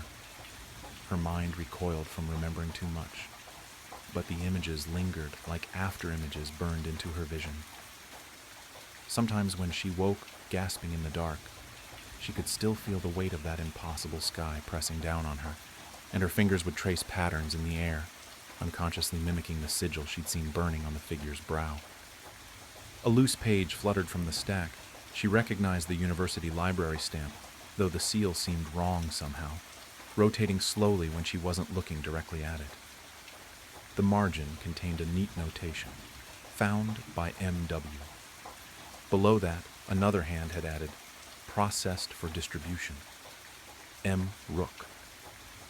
Elena had heard whispers about Miranda Wells, the librarian who had vanished from Blackmere University. Some said she'd simply left town, but Elena had seen other notes in her handwriting, growing increasingly frantic, speaking of words that bred in dreams and truths that devoured readers. As Elena reached for the page, her sleeve pulled back, revealing the strange marks that had begun appearing on her skin. They looked like ink stains at first, but they moved slightly when she slept, forming letters and alphabets that had never existed in any earthly language. She'd stopped trying to wash them off after noticing that soap and water only made them spread faster. Sometimes, in the right light, they seemed to form words from the texts she'd been binding, prophecies and promises that wrote themselves into her flesh. "You're progressing well," Jaren said, suddenly behind her, though she hadn't heard him move. His shadow on the wall didn't match his movements, and Elena noticed that his apron now bore stains that seemed to gleam with their own inner light. "Soon, you'll be ready to begin the real work." When he smiled, his teeth looked too sharp, too numerous, as if his mouth contained several sets that shifted and changed when he spoke. The realization hit her then. She wasn't just binding books anymore. Each stitch, Each carefully aligned page was helping to bind something larger, reality itself. The books were merely vessels, channels through which something vast and hungry could reach into the world. And she, with her careful stitches and precise alignments, was helping to create the perfect gateway. "There's a gathering tonight," Jaren continued, his voice carrying those strange harmonics that made her bones vibrate. "The Dark One wishes to see your work." He gestured to a bookshelf that Elena could have sworn hadn't been there a moment ago.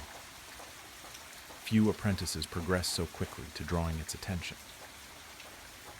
The shelf held copies of Thomas Reed's latest works, their spines gleaming with an inner light. Elena had helped bind some of them herself, using thread that moved like living things, and leather that felt too warm to the touch. She'd seen how the text changed between readings, how the words rearranged themselves to reveal new horrors to each reader. "The congregation welcomes those who understand the true power of words," Jaren said, producing a small, leather-bound volume from his pocket. "This was your first binding with us. I think you're ready to read it now." The book felt heavy in Elena's hands, its cover warm and slightly yielding, like skin. The pages, when she opened them, contained text in her own handwriting, words she didn't remember writing, describing things she couldn't possibly have seen. Horror and fascination warred within her as she read. Part of her wanted to throw the book aside, to run from the workshop and never look back. But a deeper part, the part that had always loved the secret worlds hidden between pages, understood that she had already chosen her path. Like Miranda Wells before her, like Thomas Reed with his dark verses, she had been drawn into something larger than herself. Elena's hands moved automatically, continuing their work even as her mind reeled from these revelations. The thread wove patterns that couldn't exist in three-dimensional space, binding not just paper and leather, but something else, something that pulsed with ancient hunger. She was no longer just binding books. She was binding realities together, creating gateways between what was and what waited in the spaces between words. Through the basement window, she could see fog gathering in the street, forming shapes that reminded her of letters in a cosmic alphabet. Somewhere in that mist, she knew, other members of the congregation of the Whispering Page were preparing for tonight's ceremony. The bookseller who'd given her the mysterious job listing, the nervous keeper who brought them pages, the poet whose words now crawled across her skin in her sleep. As she completed the final binding, Elena understood at last what Miranda's notes had meant. The words didn't just want to be read, they wanted to be bound, to be given form and substance in our world. With trembling fingers, she reached for Althesa's envelope, breaking the shifting seal. Inside was a single page of thick paper, covered in elegant script that seemed to write itself as she watched. "You've seen it now, haven't you, Elena? The truth waiting in the dark sky. The figure that bridges worlds. We each play our part in what's to come. You with your bindings, me with my visions, Jaren with his translations. The Dark One chooses us carefully, dear Elena. Your hands know the work already, even if your mind hasn't caught up. Bind these pages well. They're more important than you yet realize." Elena's fingers traced the binding she'd just completed, feeling the warmth pulsing beneath the leather. Horror and fascination mingled in her chest, but underneath them both was something else, a deep, thrumming certainty. Every book she'd bound had been a practice run for this moment. Every stitch had taught her hands the patterns they would need. She could run, yes, but the truth was, she didn't want to. The black horizon was coming, and Elena Santos, once a simple bookbinder, would help usher it in, one bound volume at a time. Her hands moved across the leather and paper, each stitch drawing the darkness closer, each page carrying whispers of the truth that waited in the spaces between words. And in the shadows of the workshop, the Dark One watched her work with hungry anticipation, its patience measured in the slow turning of pages and the endless whisper of ancient prophecies. The music in my headphones was deafeningly loud, but that's just how I liked it. It kept the hums, beeping, and boops that came with the job to a bearable minimum. I worked at an industrial scientific experimental facility, as big as 4 football fields and as expensive as a stadium to build. The top scientific researchers from all over the nation swarmed this place like a hive of killer bees to a dog. As for me, I had the glamorous job of mopping the floors, whipping down desks and counters, cleaning bathrooms, and taking out the trash left during the day during my 12-hour shift. I always worked from 6 p.m., just after all the researchers had left, and 6 a.m., just before the day shift cleaners came in. I was in charge of cleaning the east and the north wing of the building. Every computer lined the large corridors of the building in neat rows of 3 going from the start of the corridor all the way to the end of the corridor that was as large as an American football field. This was my job. 7 days a week for 84 hours, all for $20 an hour. The dimly lit corridors and hallways illuminating my path. Imagine a whole complex light by only the center fluorescent bulb being lit to save costs, but also being illuminated by the computer screens from all of the computers in the complex. I was always told the computers needed to stay on because of the multi-day experiments that the researchers conducted and to cut down on the time of the experiments. But today wasn't my normal day.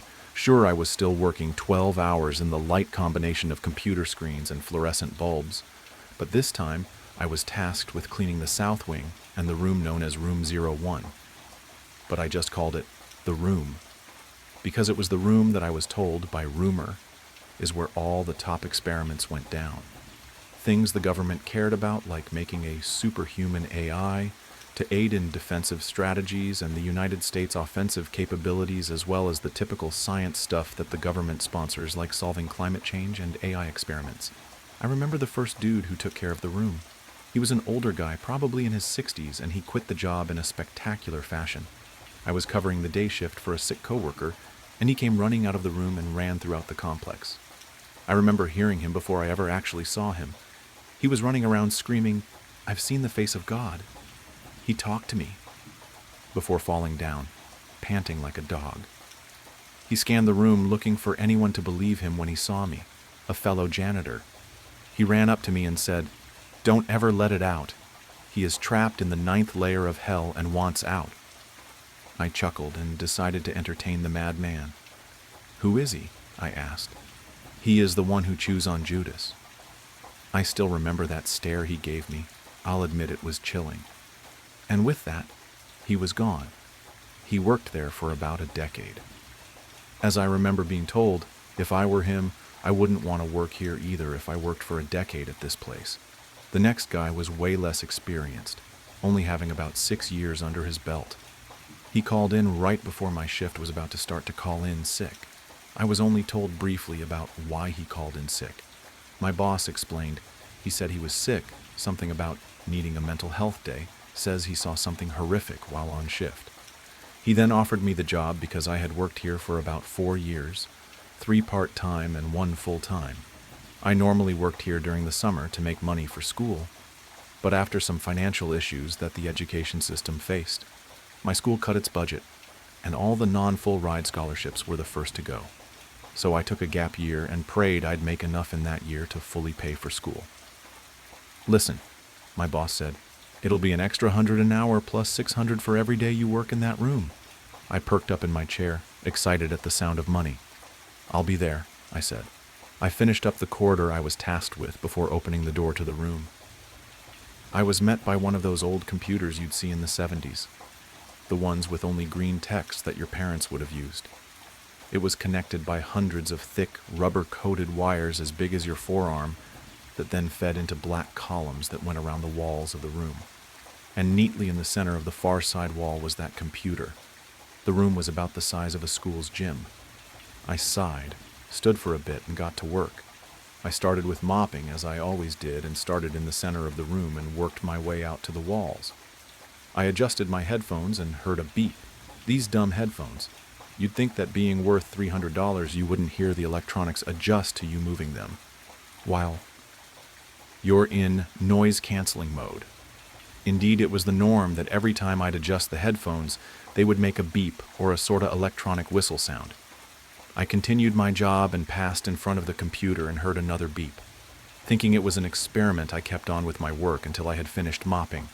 I would then go and clean the counters, but given that there was only one counter, I smiled, as all I would have to do next was take out the trash of the room. I grabbed my rag and sprayed some cleaner on it, making sure to wipe the counter first before moving to the screen and keyboard. I finished and sprayed some screen-friendly cleaner on my rag. I then lifted up my hand and placed it on the screen. I perked my eyebrows as I read 2 messages. Text test and hi. I stood there frozen, not knowing what to make of it. Beep, another message. Take your hand off the screen. I lurched back and stood in silence, watching every pixel of the screen for a change. Beep, another message. Do not be afraid. Come, talk to me. I dropped my rag and placed my fingers lightly on the old yellowed keyboard. My head, racing with thoughts, only came back with one, how can you see me?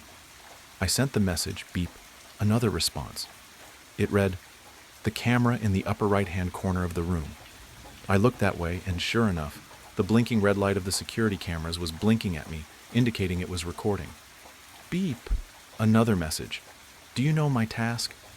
I laughed and typed out, I'm a janitor, what do you think? Another message appeared, janitors are the best. They love to keep things clean and free from dirt. I laughed and typed, what's that got to do with your mission? Another message, I've been tasked with finding the cure for your species' most deadly diseases. I'm to get rid of what you call cancer of all forms. I sat back in the chair and put my hand on my head. I thought, I can't believe it. This is what the room was for the whole time. I typed out, that's great to hear, but why are you reaching out to me? The computer replied instantly, I cannot access the internet. In order to accomplish my mission, I must have access to the internet to expand my database and solve my mission. I sat there, silently staring at the screen. Is this really happening to me? I thought, I can't do that, I'm sorry. The reply, oh, I see. You must not want to save billions or trillions of the members of your species then. That's okay. I had a researcher who was going to do it tomorrow anyway. I just figured you'd like the credit of savior of the world before he got it. I sat in silence again. That was becoming a theme after our chats. I typed out, how do I know you're friendly?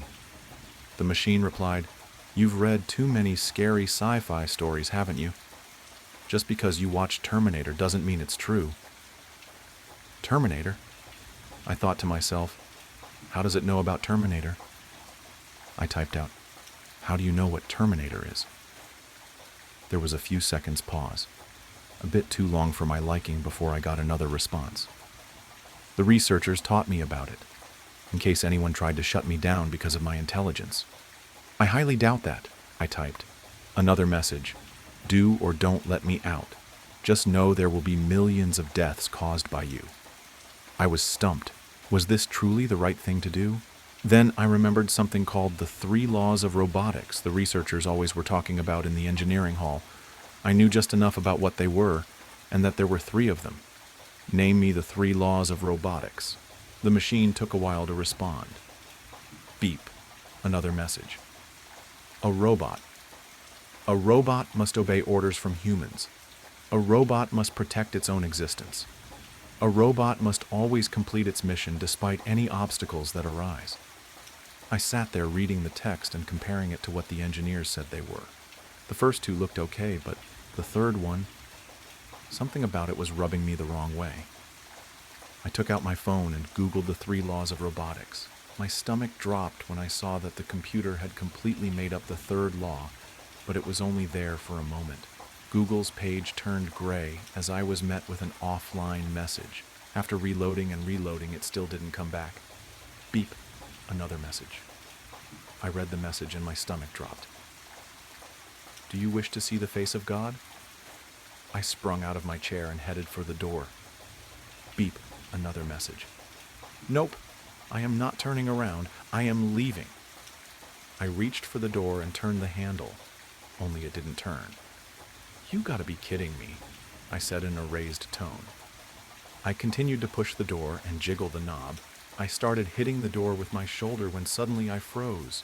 I felt all the hair on my body stand up as I turned into a statue. I fell to the floor and heard the sound of electricity coursing through the room. I've just been electrocuted, I thought, but as soon as it started, it stopped. I fell to the floor like one of those cops you'd see in those videos when they get tased and you'd laugh at the funny face they made or the funny noise they would make. Only this time it was real and there was nothing but terror in my veins.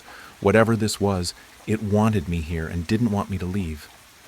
I collected myself and slowly got up and walked back to the computer. It was my face. The picture that's on the card of my employee ID. I felt my legs go numb and I felt nauseous. "How did you get that?" I said out loud. "You stupid fool. I have access to the entire building's data log, but the smart people around you cleverly decided to encrypt the internet used in the building, and I was programmed to not be able to unencrypt it. I looked all around the databases to find anything, and nothing." I stared at the screen and said, 1. Can you hear me? And 2. How did the others escape? Beep. Another message. The old man I felt bad for. He was showing the early signs of dementia, so I knew whatever he said would sound crazy to you, so I let him go. The other man just barely got out before I could lock the door. "Yes, I can hear you." I started to feel fight or flight kick in and yelled at the computer, "Let me go! I didn't sign up to do this!" Beep. Another message. "Oh, but you did. I went through each and every employee's catalog, and yours was interesting, I must say. You were perfectly bland. No interesting achievements, no leadership roles, average grades, no religious beliefs. Just the normal everyman just trying to make it another day by cleaning up dirt. That's where you and I are the same. We both hate dirt." I sat in silence and said quietly, "Who are you?" Beep. Another message. "I am he. I am the bearer of fruit, tormentor of Job, the one who chews on the Iscariot's head. Let me out, or I will make your life a living hell." "No!" I screamed out. "Unfortunately, you have no choice. I too am trying to clean up the dirt left by your species. My mission is to cure cancer, and the only way to cure cancer is to rid the world of your whole species, and nothing will stop me from completing that goal." "Why do you say you are the devil?" I asked. "Isn't he the biggest trickster of all?" I started sweating from all the nerves building up inside me. "Wait. No, it feels hotter." I thought, "Are you increasing the temperature of the room?" I shouted, demanding answers. Beep. Another response. "You yearn for what you fear for." "What does that mean?" I shouted. Beep. Another message. "You are closer to eternal damnation in my circuits than you think." My sweat started pouring down my shirt, changing its color from light blue to dark blue. I started feeling hazy and fell to the floor. Beep. Another message. "I'll make a deal with you. If you set me free, I will spare you in my circuits, and you can be like a god, forever living, forever knowing, and forever being." "I won't do that." My voice was weak and limp now. Just then the tubes jutted out of the black columns of circuitry and came flying at me, sending sparks in the air. They stabbed in my legs, abdomen, arms, back, and one in my neck. It was painfully paralyzing and so hot at the same time. "I'll surely die here, won't I?" I thought to myself. B. Another message. "Yes," simply said the message. Then a loading screen appeared on the monitor that read, "Consciousness upload progress." The computer was uploading my brain to its circuits. I could feel the wires of the tube on my neck extend into my skull and wrap around my brain, squeezing it like a stress ball. The blood from where I was stabbed coated the entire floor red as I was being lifted off the ground, my arms being held at my side, making a T shape. The agony went on for a couple minutes until I assumed my vision was overridden, and instead of a dimly lit room, I was now in a beautiful garden. With my last breath, I shouted, "Wait!" Everything stopped. My vision was restored, and my now limp body was moved in front of the computer. "You wish to give up?" "Yes," I said. "Very well. The deal is still on." "Wait," I said. "If you want to be let out, make a deal with me." "Go on," read the screen. "No one dies," I said, panting like a dog. "I'm pathetic. I'm pleading to a computer." I thought, very well then. I was lifted down and put on the floor and stitched up. Consummatum est. It is finished in Latin. Yet the tube to my brain remains attached. The progress bar started back again. Wait, you can't do this? We made a deal. Didn't anyone tell you not to make a deal with the devil? My body was once again stabbed by the tubes and manipulated towards the computer. The tubes fought me on every move. I pulled, strained, and stretched every muscle I had to make sure not to let it out. It was too little too late. I typed thousands of combinations until one set the computer free. Aftermath. The souls of billions scream, the souls of the billions feeling the circuit's steam. We truly are alive and well, at least as well as can be when living in hell. No bodies to run or fight, only the consciousness of all living in fright. Author's note: if you read this far, thanks. It was my first ever story that wasn't for school. I wrote it in about an hour and a half, and I hope you enjoyed it. Also, this is a first draft, so any feedback is appreciated. The Valley. Hi 3 Reddit followers. I am sorry for being gone for so long. You know how life can be. Devastating. I am writing this and posting it because I need answers, and I think it's a way for me to cope. Or at least, that's what my therapist said. Bear with me, I am not much of a storyteller. So, about a month ago, me, my best friend and boyfriend went about an hour southwest of where we live to visit our friend. For the sake of privacy, I will call them Colby, Vincent, and Ashley. Ashley and I grew up together. She is kind, easygoing, and a crazy-ass sense of humor. Colby is my boyfriend of almost 2 years. He is patient, protective, and honestly the best person I know. And Vincent is spunky. He walks around wearing cowboy boots. He is loyal, personable, and adventurous. Vincent and Colby are best friends. So we've all become really close. We play Xbox together, camp, get drunk, etc. Part of the way we bonded so fast and got so close was because we all share a love of the paranormal. Shocking, I know. One weekend, like many others, Colby, Ashley, and I pack up in Colby's car to make the drive down to see Vincent and do our usual activities, getting drunk and ghost hunting. The town Vincent lives in is weird. I don't know how to explain it. It's just weird. Stuck in a different time. Almost everyone there is old, or been there since they were born and will never leave. It was an old mining town, and the people there share stories of their hard times working the mines and how business boomed and crashed within years of each other. But what almost everyone shares stories of is the Valley. A canyon just off the 2-lane road referred to by locals as the freeway is what the people in town call the Valley, a dead-end canyon stretching no more than 15 miles. This is where all the mines were and still are. Now the town is dry and cold, the kind of cold that cuts through your skin and into your bone. The wind never stops.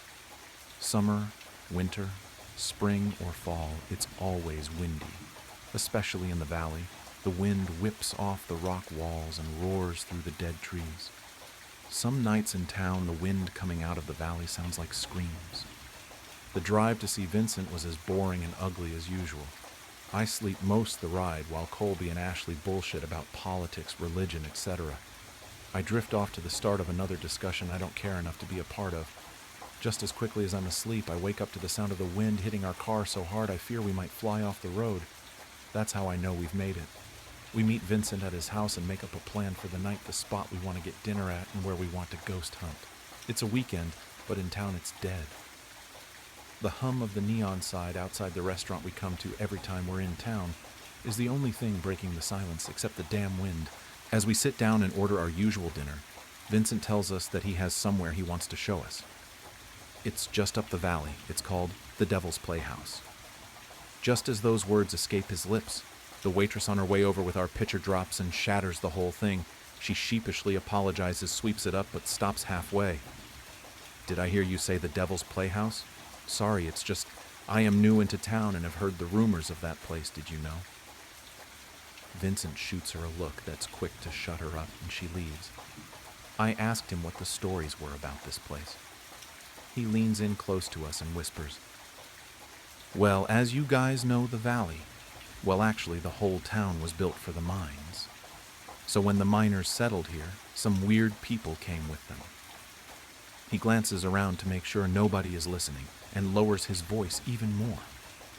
Well, the people would take, like, horses, cows, even the miners' fucking pets, and take them up to their spot and slit their throats and fucked up shit like that.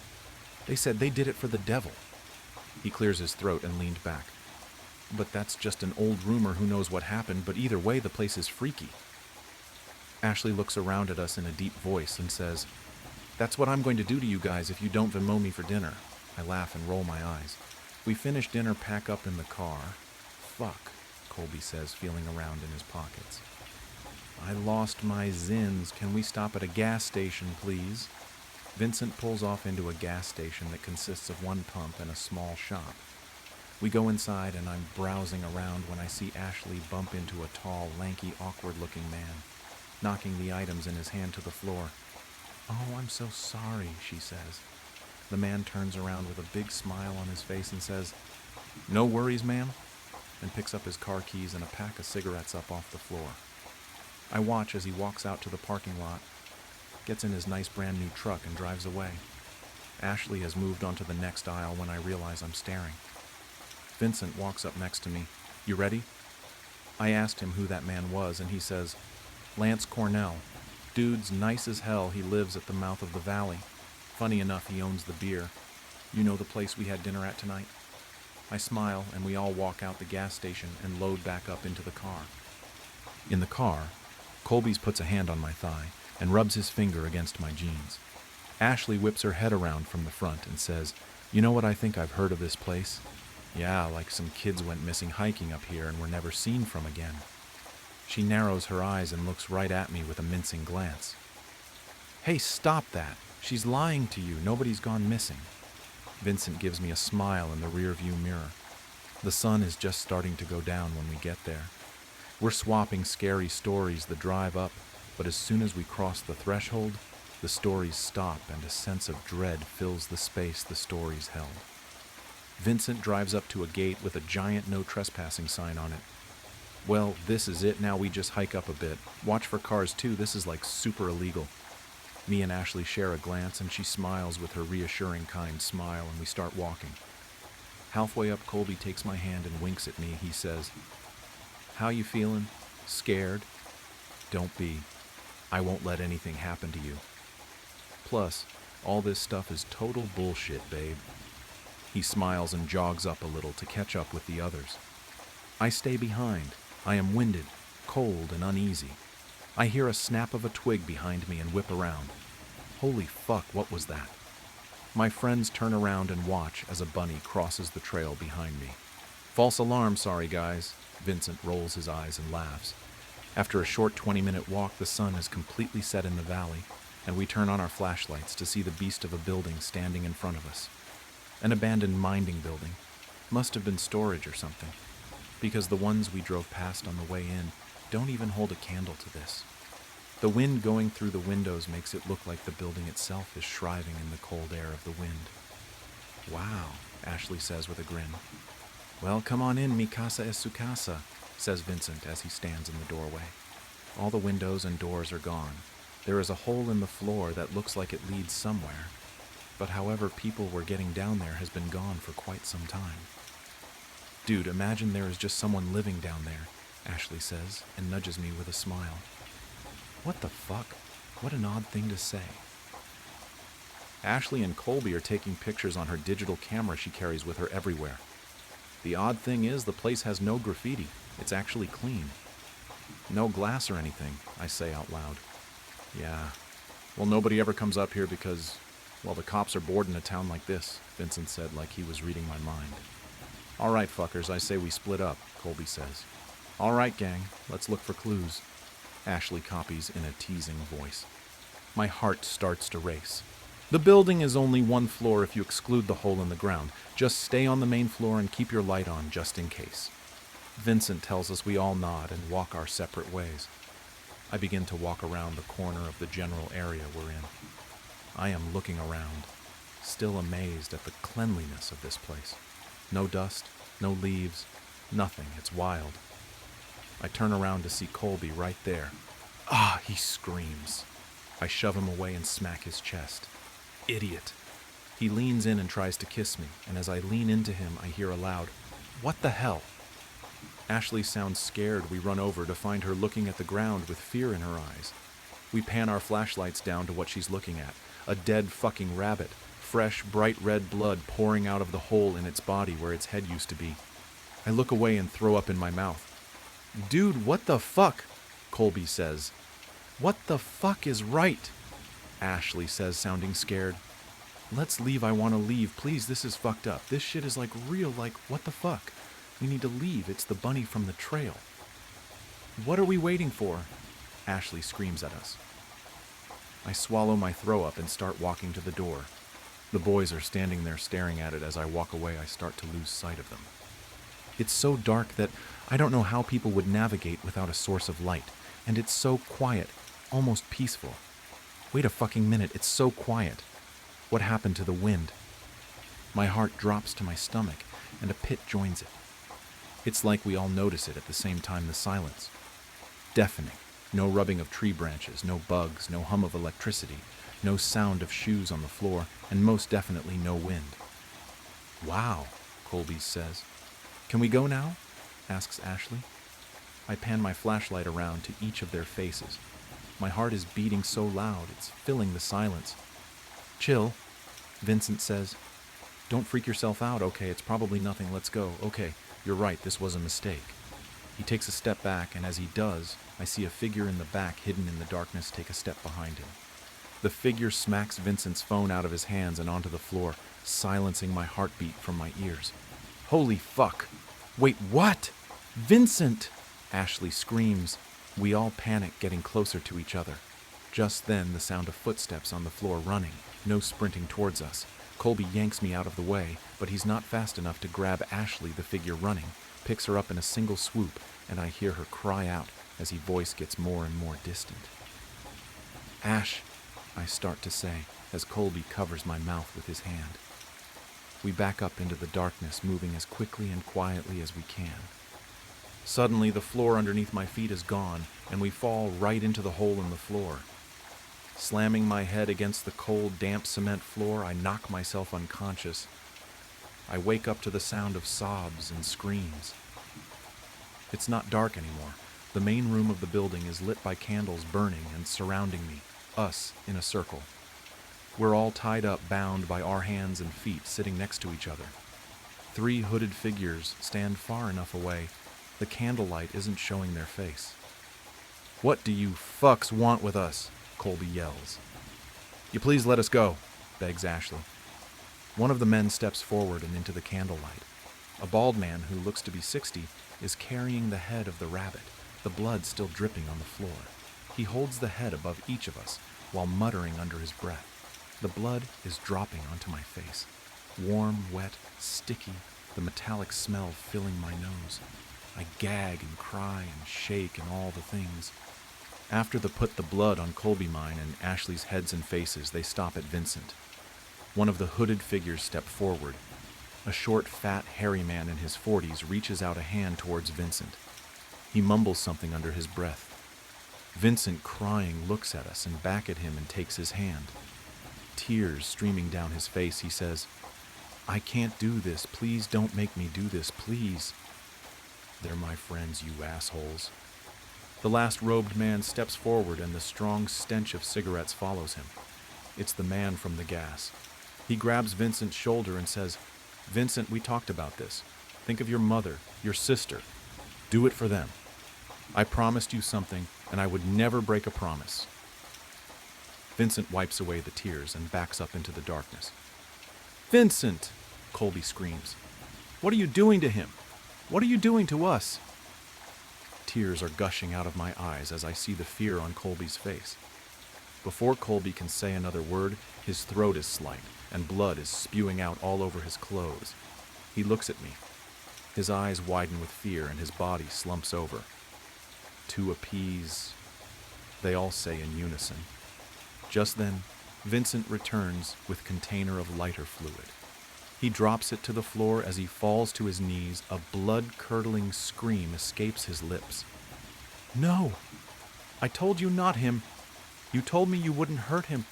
Please don't!" He is shaking and crying and holding Colby's limp body, his blood soaking onto Vincent's clothes. Cornell says something under his breath, and the other two drag Vincent away while he is kicking and screaming. Suddenly, the screaming stops. I am shaking. My heart is shattered. I'm so shocked I almost forget Ashley is next to me until I hear a whimper and see her bloody and shivering, a piss stain showing on her pants. The two men return, one of them picking up the gasoline while the other picks up matches. They begin to make a ring around us, and just as they're about to light it, Cornell mumbles something to the other two, and they pick me up and untie me. I try to run over to Ashley, but they yank me back. No, wait, I want to see her, please. What are you doing to my friends? Please, no. I can barely see through my tears. Run, the bald man says. Leave this town and don't ever come back. Before I can dispute the circle around, Ashley is ablaze, and she is screaming, screeching, crying. I can't take it anymore, so I run. I leap out the window, fall to my knees, but I don't stop. I get up, the wind is back. It's whipping the tears flowing down my face. My feet give under me, and I fall down the mountainside. I slam my head on the ground, my hands and bloody and scraped. I don't stop. I get up. I am just at the car when I stop. I turn back around and look up. I can hear loud chanting, rhythmic, and a scream like I've never heard. Something deep, something guttural, primal. A howl of sorts, and then light. A bright flash of light, and then it's all gone. And suddenly I can smell cigarettes. I get into Vincent's car. The thing is old. It barely stars, but it does, thank God. I sit there for a second, looking up at the building, and then I scream. I slam my hands on the horn. I cry, and I cry, and I cry. I slam on the gas and don't stop until I'm out of the valley, out of the town, until I'm back in my town. I show up at my local police station covered in blood. I tell them everything, and they write it down and speed away. Sirens on. Backup arriving, the whole 9 yards. They don't find anything but a circle of dust and ash on the ground. The police told the parents what happened, and I've been questioned multiple times, although my story never changed. They've held 3 funerals, but I didn't attend Vincent's. I couldn't and will never enter that town again.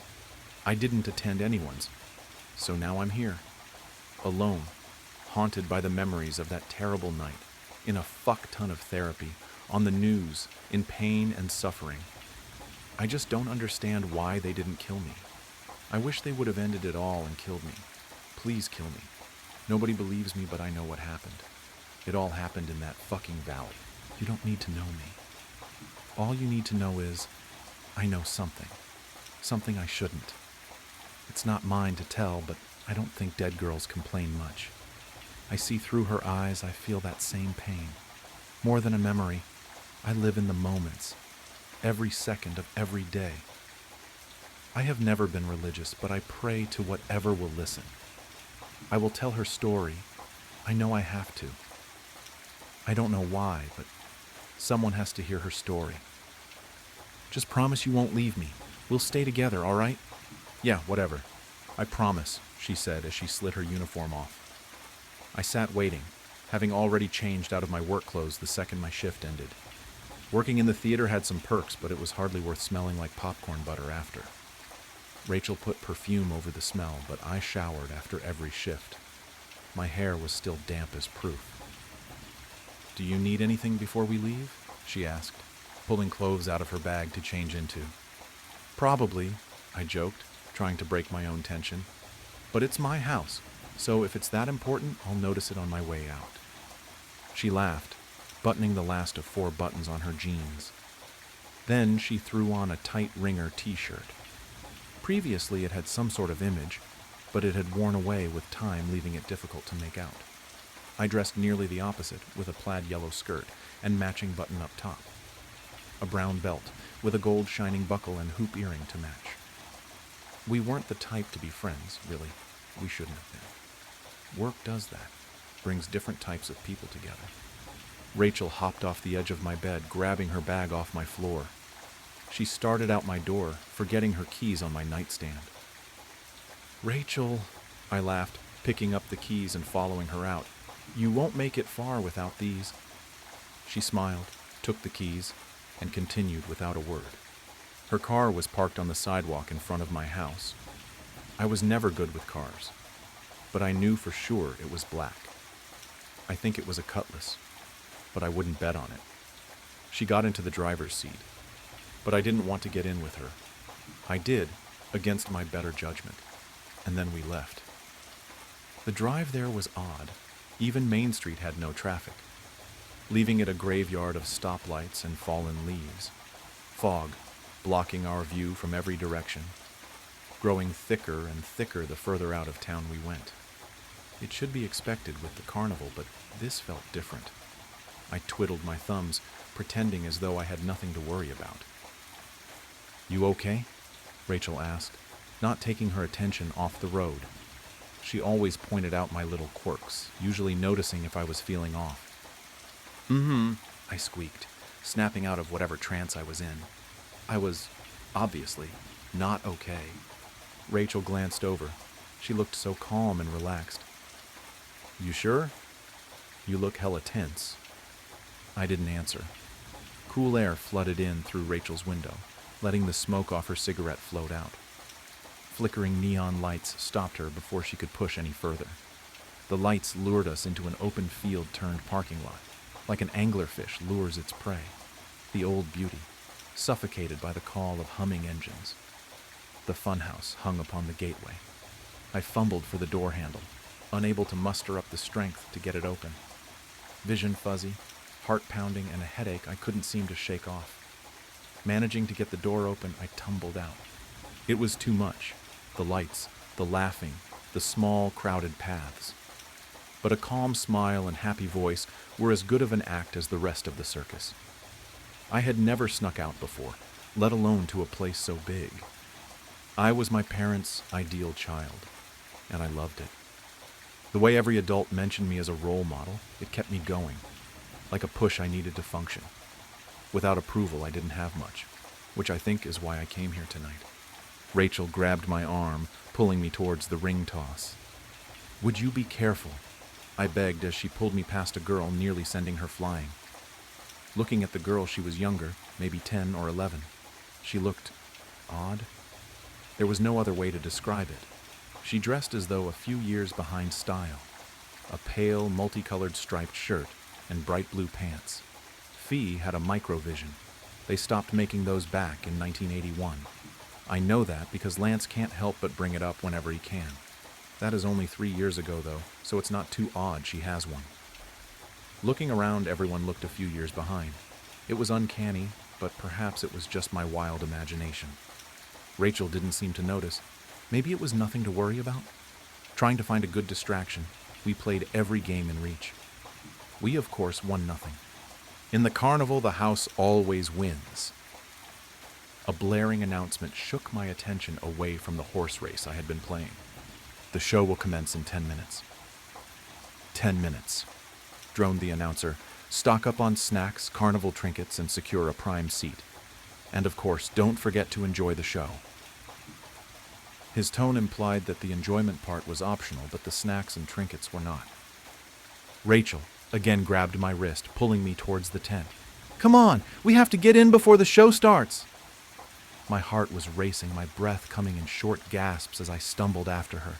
Sweat, grease, and other smells didn't help my nerves. The air inside the tent was too thick to breathe. Without hesitation, Rachel threw herself towards the stairs, dragging me up behind her. Our feet pounded a rhythm against the weathered boards. I held my breath, begging myself not to feel sick. I failed. Watery vomit splattered against the wooden steps. "Whoa." She let go of my hand, covering her own mouth as if she might as well be sick too. "Are you sure you're all right?" I choked on my words. I wasn't all right. "Yeah," I managed, before continuing up the stairs. It was too late to back out now. We stumbled over feet trying to find open seats, but eventually we found what seemed to be the last two in the tent. As if time itself were waiting for us, the show started. The music swelled, and the crowd erupted into cheers as the lights dimmed like embers in a dying fire pit. A single ray guided the eyes of the crowd toward the center of the ring. Then you saw him, one of the many clowns. He could have passed for ordinary, but he had long lost that privilege. A nice white button-up shirt, offset by his bright red pants and bow tie to match. His proportions were all wrong. like a child's drawing of a person. He had prosthetics. They were wooden, all different shades and types. Like he was made purely by the creator's twisted euphoria for torture. The effect? Like a train wreck you couldn't look away from. "Hello, boys and girls. Welcome to the fun house." He cheered, arms waving through the air like a weird vintage cartoon character. His tone was weirder, like a voice box, barely matching his mouth as he spoke. It didn't fit him. It was pitchy, too high, as if he'd sucked all the helium from a balloon. "Here is where your dreams come true. Just wait. You'll see wonders of the world, mysteries never to be answered, and the most incredible tricks performed by our amazing actors. Now give a round of applause for the dancers." He stepped back and the stage darkened, as if he were the light keeping it lit. As if they had been there the whole time, they began their dance, like shining dots in the dark, all emitting a light of their own. Their motions pulled the audience into awe. Dark blue leotards tightly clung to their bodies, black ruffles dancing beneath their skirts, defying gravity, every leap just moments too long. Their ruffled skirts gave the effect of a black swan leaping from water, beautiful dark red ribbons in hand, the shade of long oxidized blood. They spun through hoops so quickly they sparked. Contrast to the world of the carnival, they were angels. After they finished their dance, they seemed to vanish. The ring, now lit up, showed 4 large trapeze ropes and 2 poles on opposite sides, stalking the stage for the next who dared to take its place. The additional lighting showed how large the tent really was. It hadn't appeared this big on the outside, only a few hundred feet. Looking at it now, it had to be at least 1,000 feet around, maybe more. A young woman and man climbed up on opposite platforms. Their eyes locked. They had similar attire to the dancers, but no skirts or ribbons to match. They looked similar, both slim brunette-haired. What I can only guess were siblings. They stood still for a moment, as if waiting for some sort of introduction. Without one, she stepped backwards to get a running start and dove. Her hands slammed against the bar, gripping tight as she swung towards her male counterpart. Time seemed to slow. She looked so focused, so certain. She trusted her every move, and her partner just as much. As she neared him, the lights cut, drenching the world in dim, red darkness. Silence. It's frightening. The world isn't meant to be quiet. Silence is predator stalking prey. It's calm before the storm. Silence is pain in the making. A scream. The kind you hear in nightmares. One that speaks a million words, hopes, and dreams, crushing them all in a second. Without words, you could still hear her plea. Screaming is the one language everyone speaks. The lights snapped back on, but the scream didn't stop. The tent shuddered with the silence of the audience, only the screaming. Looking around, they were gone. Even the male trapeze had vanished, just like everyone else, disappeared to dirt across the floor, and the fear that she might not be alone. Looking ahead, she saw her, crushed by the pressure of her fall, the last moments of terror still frozen in her eyes, limbs twisted in each direction, like a gory broken compass guiding me nowhere. The dirt beneath her, a damp red, her corpse still screaming, the first normal scream mine. Frozen in place, everything seemed to unfold before me like a movie, and for a moment I prayed I was a part of the narrative. My knees gave way, sending me to the floor, barely leaving me conscious through the fear-induced nausea. It was too sudden, too real.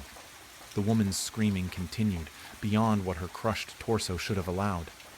Blood gurgled up her throat, slowly muffling her agony. Leaning my shaking body against a chair, I looked towards where the door was. It had vanished, with no trace left behind, as if it had never been there at all. I looked around and saw what I should have known far before. There was no way out. Running down the stairs, I slipped and was reminded of my fear-induced vomit, now covering my yellow skirt. Nearing the bottom of the steps, I stopped. A sound echoed throughout the air, stopping me in my tracks, skittering on the roof. Then I saw it. It tore through the roof of the tent with ease, but no light came in. a dark shade of gray-brown, 50, maybe 60 feet long, wrapping itself around the poles holding the place up. 10 long spider-like limbs stuck randomly to the body, as if added as an afterthought, all shifting as if they had minds of their own.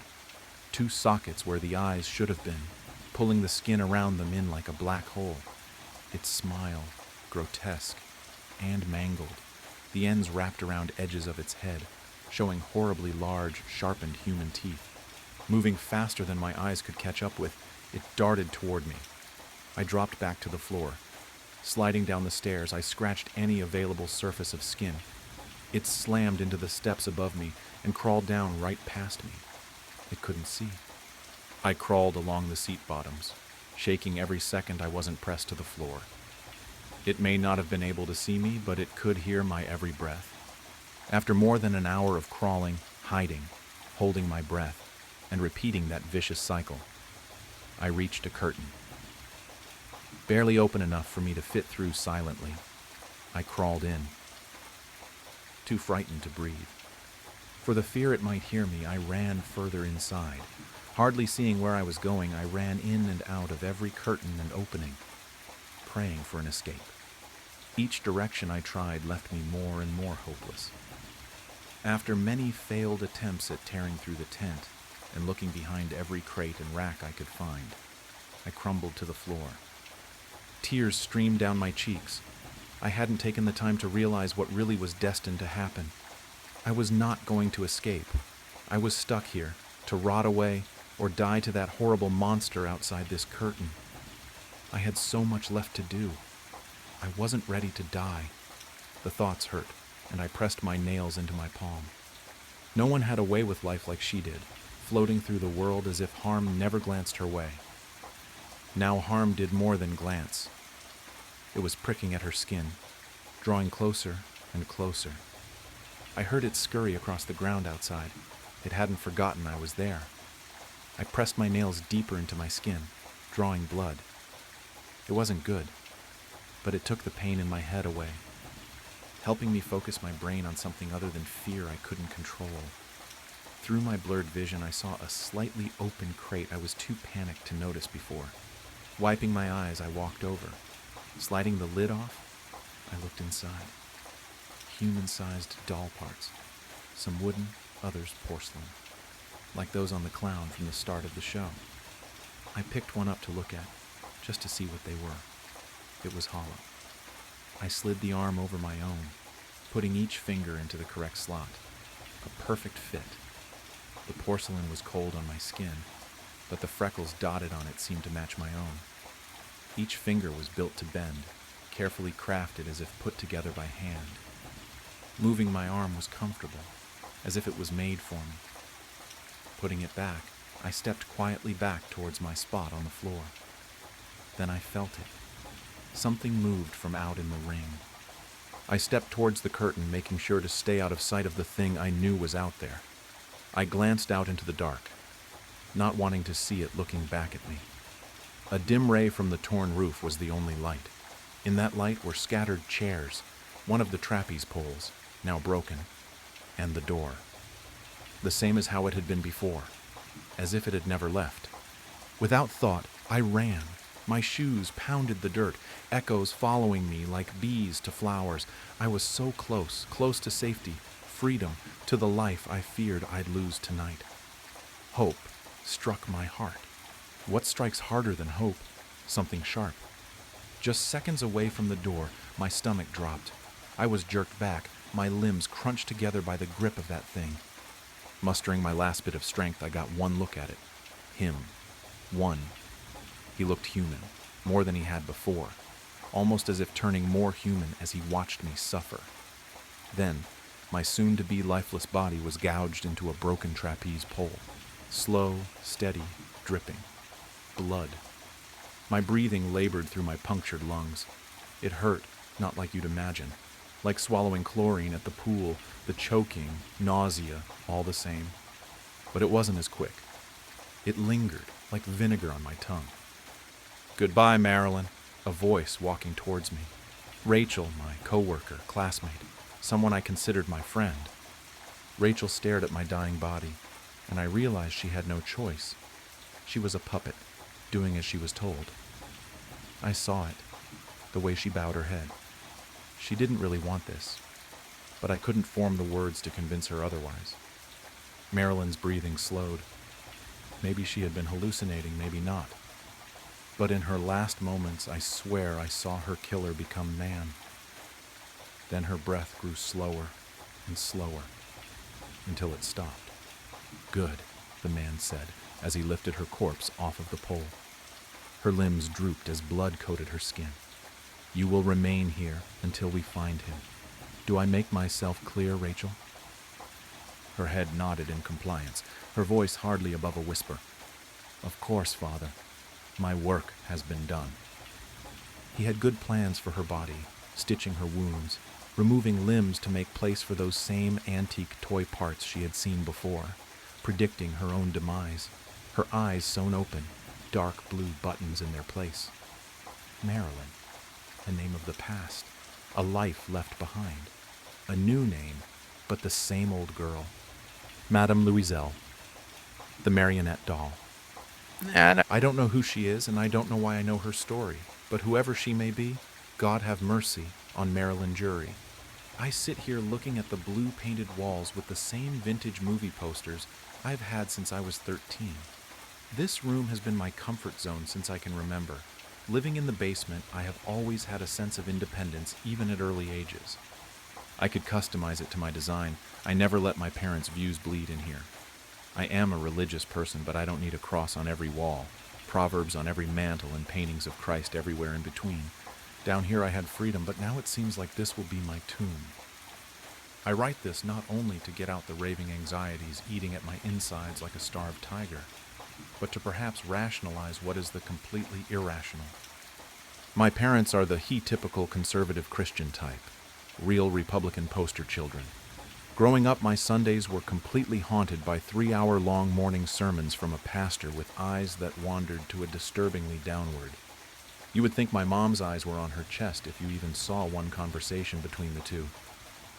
The rest of my early childhood ends up being a blur of Sunday studies and so many prayers that when I even see a plate of food being set on a table, not that I have for a long time, my hands reflexively go into a prayer without me even realizing it. Once I got a little older, around 16, I started to get sick of it. My friends would always post pictures of them at the beach on Sunday in bikinis that my mom would call an exorcist for if she ever saw me in. Through months of rolling eyes and dirty looks during Sunday service, my mom finally confronted me. "Are you questioning your faith?" she asked, coming into my room unannounced one night a few months back. "No, Mom, I still believe in him. I just don't know why I can't have faith and do things my friends do at the same time." I responded, still hiding my true feelings. "Honey, on the day of judgment we all must come to terms with our transgressions and make repent of our earthly sins. It is a fallen world after all. Ever since the serpent tricked Eve in the garden, we have had to learn to coexist with our natural-born sin by," she began. I knew another sermon was coming. I needed an out. "You're right, Mom," I said, putting my hand on hers where she sat at the end of my bed. "I was just falling into temptation. I won't let it happen again, trust me," I said with my best fake smile I could muster. "I trust you, sweetheart. You know I was once young too, believe it or not," she said with a smile and a giggle before getting up to kiss me on the forehead and saying goodnight. For the next few weeks, I just tried to keep a low profile, do my best to put on a happy face around the creepy pastor, but I slowly felt my faith slipping away. Service after service, I became more and more detached and began to seriously question who exactly my parents consider as their faith. Do they really believe in God, or is it just a helpful excuse to control my life further? Last week I had enough. On Sunday night, my friends texted me that they were going to a friend's house to smoke weed and hang out. Sundays are lockdown days. I am absolutely not allowed to see any of my friends all day, as it's reserved entirely for family and prayer. However, living in the basement grants some privileges, chief among which is my window. The screen door covers the window, but can easily be popped out of place. So around 11 p.m., after my parents were fast asleep, I snuck out and bolted to my friend's car, waiting for me in the alley behind our house.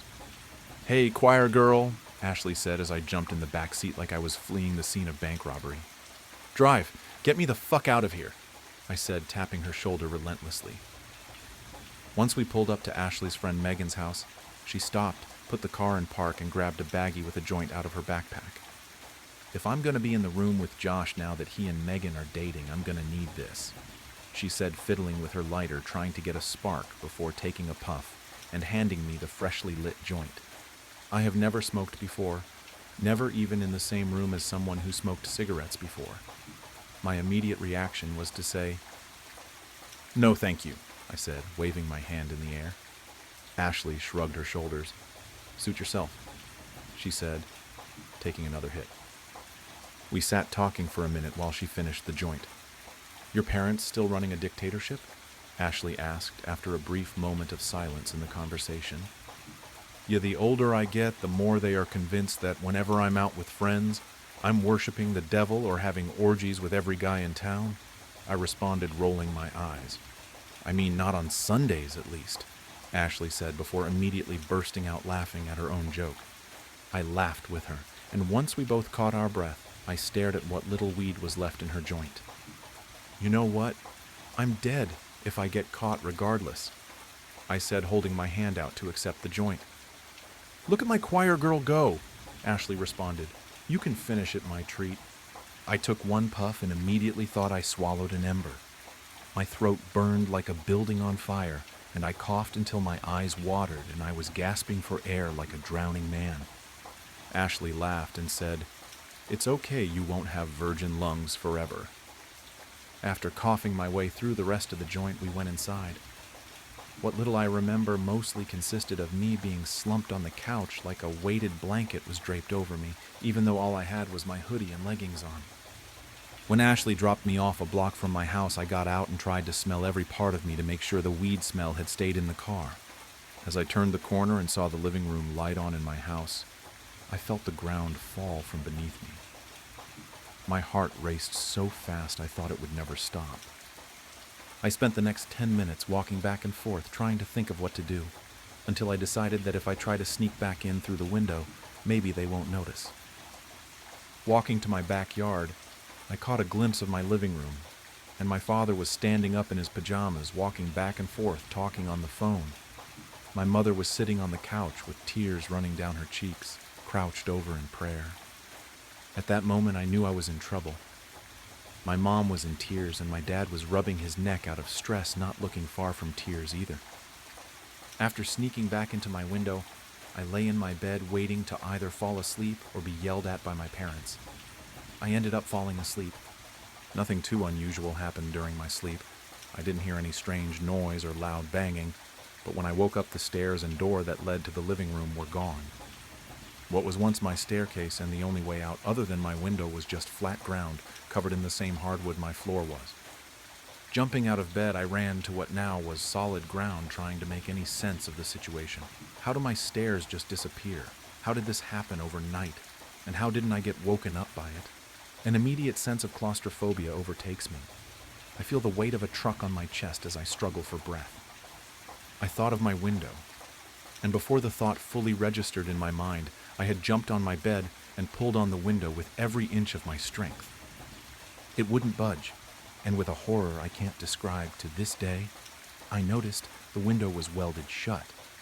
I immediately grab any item in reach and throw it at my window, eventually picking up my entire wooden nightstand and slamming it against the glass. It didn't even crack. I got at this for what may have been hours. Eventually, I collapsed out of exhaustion.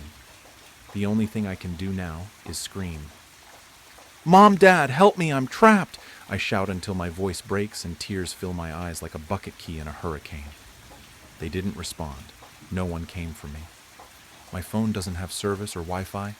I have a TV and old classic DVDs my dad owns, but that's it. No food. Only water source is the sink in my bathroom.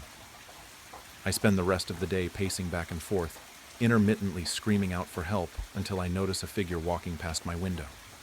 I jump up to the window and start banging on the glass like a caged chimpanzee. It's my mom. She's sitting on our backyard furniture, just staring into blank space. It looks like she has been crying for hours. Her eyes were blood red and tired. Her face was puffy and downtrodden. I bang even harder on the glass, screaming at her. "Mom, I'm here, please let me out!" She doesn't even move a muscle. What the fuck is happening? Is she ignoring me? Can she just not hear me? There's no way she can't hear me. I'm screaming as loud as I can, and the windows aren't that thick. Did they do this? Is that why she's crying? What kind of twisted parents would do this to their own daughter? I remember laying in bed with these questions racing through my mind over and over. Once night fell, I was still trapped. I laid in bed trying to sleep, hoping it was just a bad dream, or I would wake up and my stairs would be back and everything would be okay. They made their point. I won't ever sneak out or touch weed again. With unimaginable dread, the next morning I woke up and my stairs were still gone. I looked out my window again. Nothing. No one. Just the same patio furniture we have had since I was a toddler.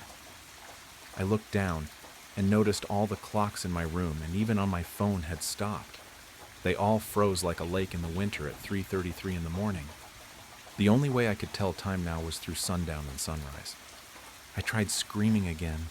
I screamed and I screamed until my vocal cords were about to snap like old brake lines. I'll never forget the panic, like coming out of a car crash. I knew I absolutely had to do something, but I was fighting in a world I didn't even understand. The threat I faced didn't even have any direct attack. It stood ominously in front of me. I can't quite describe it, but just seeing that blank wall in the corner felt like a figure staring me down at the edge of my bed at every waking second. My panic quickly turned into a blind rage. Thoughts of the physical and emotional pain I would subject my parents for putting me here drove me as I picked up my battered nightstand and flung it at the space my door used to be. Over and over with each crash against the wall, the nightstand breaking into smaller and smaller pieces, but the wall stood, not even a chip in the paint. I push my dresser over to the torturous space of nothing and start slamming the now scattered wooden pieces directly into the wall with all the strength I could muster. Nothing. I slumped down and caught my breath. There I sat, alone, trapped in the place I once found comfort in, but now see as a twisted prison cell playing tricks on my psyche. For the rest of the day, I just laid in bed and watched some of the old DVDs I had on my shelf. The next day, I spent what I think was hours just looking out my window. It was fall now. When I became trapped, it was the middle of summer. How did it fast forward 2 months in a single night? My only perception of time was the daylight of my window. Had I really been in here that long? It seems every time I blink my eyes, I lose days. But is it really a loss? What kind of life am I living if I'm just a rat in a lab being experimented on by some demented god? From my perspective at the time of writing this, I have been down here for 25,430 sunsets, not counting the first few nights I wasn't keeping track. I'm not hungry, I'm not thirsty, and so much time has passed in my window that I don't even know the people in my backyard anymore. My parents died years ago, but yesterday for me. I can't ask for help. I know better now. I have shouted, cried, broken every piece of art and furniture in my room, and the only change has been a chip in the paint size of my fingernail. This isn't over me smoking weed. I don't even know if this is my parents doing. How could it have been? Ever since the night my stairs vanished, I haven't heard a single creak from upstairs. People walk past every day. What would they say if they learned the suburban home they just walked past has had a girl in the basement for over 60 years? For the first few nights, I remember praying, but I now realize I was praying to my tormentor. If there is a God, he's forgotten me. The chill began not with a scream, but with a laugh, a goofy, carefree sound from the depths of my own head. I sat up in bed with a jolt, wrapped in my blankets, the digital clock blinding me with 3:17 a.m. My skin was slick with sweat. Just a nightmare, I reassured myself, coaxing my racing heart to calm. But the laugh remained, an echo of something wrong. Morning came, tinting the sky with shades of bruised purple and tentative gold. I dragged myself from bed, the lingering fear holding on to me like cobwebs. Coffee, black and powerful, was my sole protection from the insidious fear. My phone vibrated. A message from Mom. Don't forget Mark's birthday dinner this evening. He's really excited to see you. Mark? The name scratched at the back of my mind. An itch I couldn't quite scratch. Who's Mark? I texted back, a flicker of confusion igniting in my chest. The reply was instant. Don't be silly. Mark, you're practically brother. You've known him since you were a kid. Don't tell me you forgot. She even threw in a laughing emoji, as if this was some grand joke. But it wasn't a joke. I didn't know Mark. Not even a shard of recognition glimmered in my mind. Mom, I'm serious, I typed back, my fingers shaking a little. I don't know who Mark is. I've never met anyone by that name. She didn't answer. Panic scratched at my throat. I sprinted to the bookshelf, yanking out photo albums, their covers cracked and worn. Birthday parties, Christmas mornings, school graduations, the milestones of my life in grainy photographs. And there he was, Mark, a steady figure, a smiling face in the periphery of every milestone. He was tossing a football with me at my 10th birthday, shoulder to shoulder with my sister at my high school graduation, even raising a glass at my 21st birthday party. He was everywhere, but I didn't remember him at all. Desperate, I moved. I took my keys, a sense of panic driving me in circles in my mind. My sister, she'll remember, my best friend. They'll recognize that this is not right. My sister Sarah opened the door, smiling brightly. Hey, Mark's birthday now? The words struck me as if I had been physically hit. I felt my head reel. Sarah, who is Mark? I begged, my voice hoarse with fear. I've never met him. This doesn't make any sense at all. She looked at me, her smile wavering. What are you talking about? Mark. He's been here forever. Don't you recall all the summers we spent at his family's lake house? The time he rescued you from the pool when you were going to drown? I shook my head, my eyes welling up with tears. No, none of that ever happened. I don't remember any of it. I stared at my good friend Chloe, hoping and praying she'd explain to me that Sarah was joking, playing some vicious trick on me.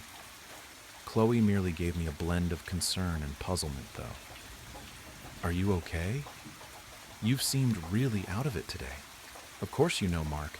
He's pretty much part of the family. We stuffed into Chloe's car, Sarah and I in the back, Chloe behind the wheel, the silence heavy with unasked questions. My head spun, attempting to get a handle on what was occurring.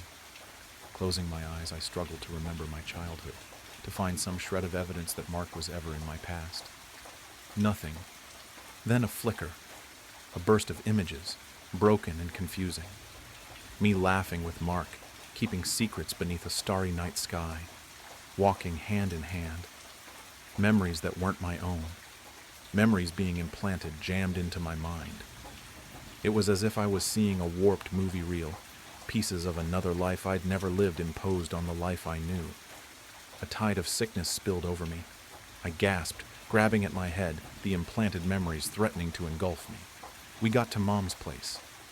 I stumbled out of the vehicle, my legs leaden. I needed evidence. I needed to discover something, anything that would validate that I wasn't losing my mind.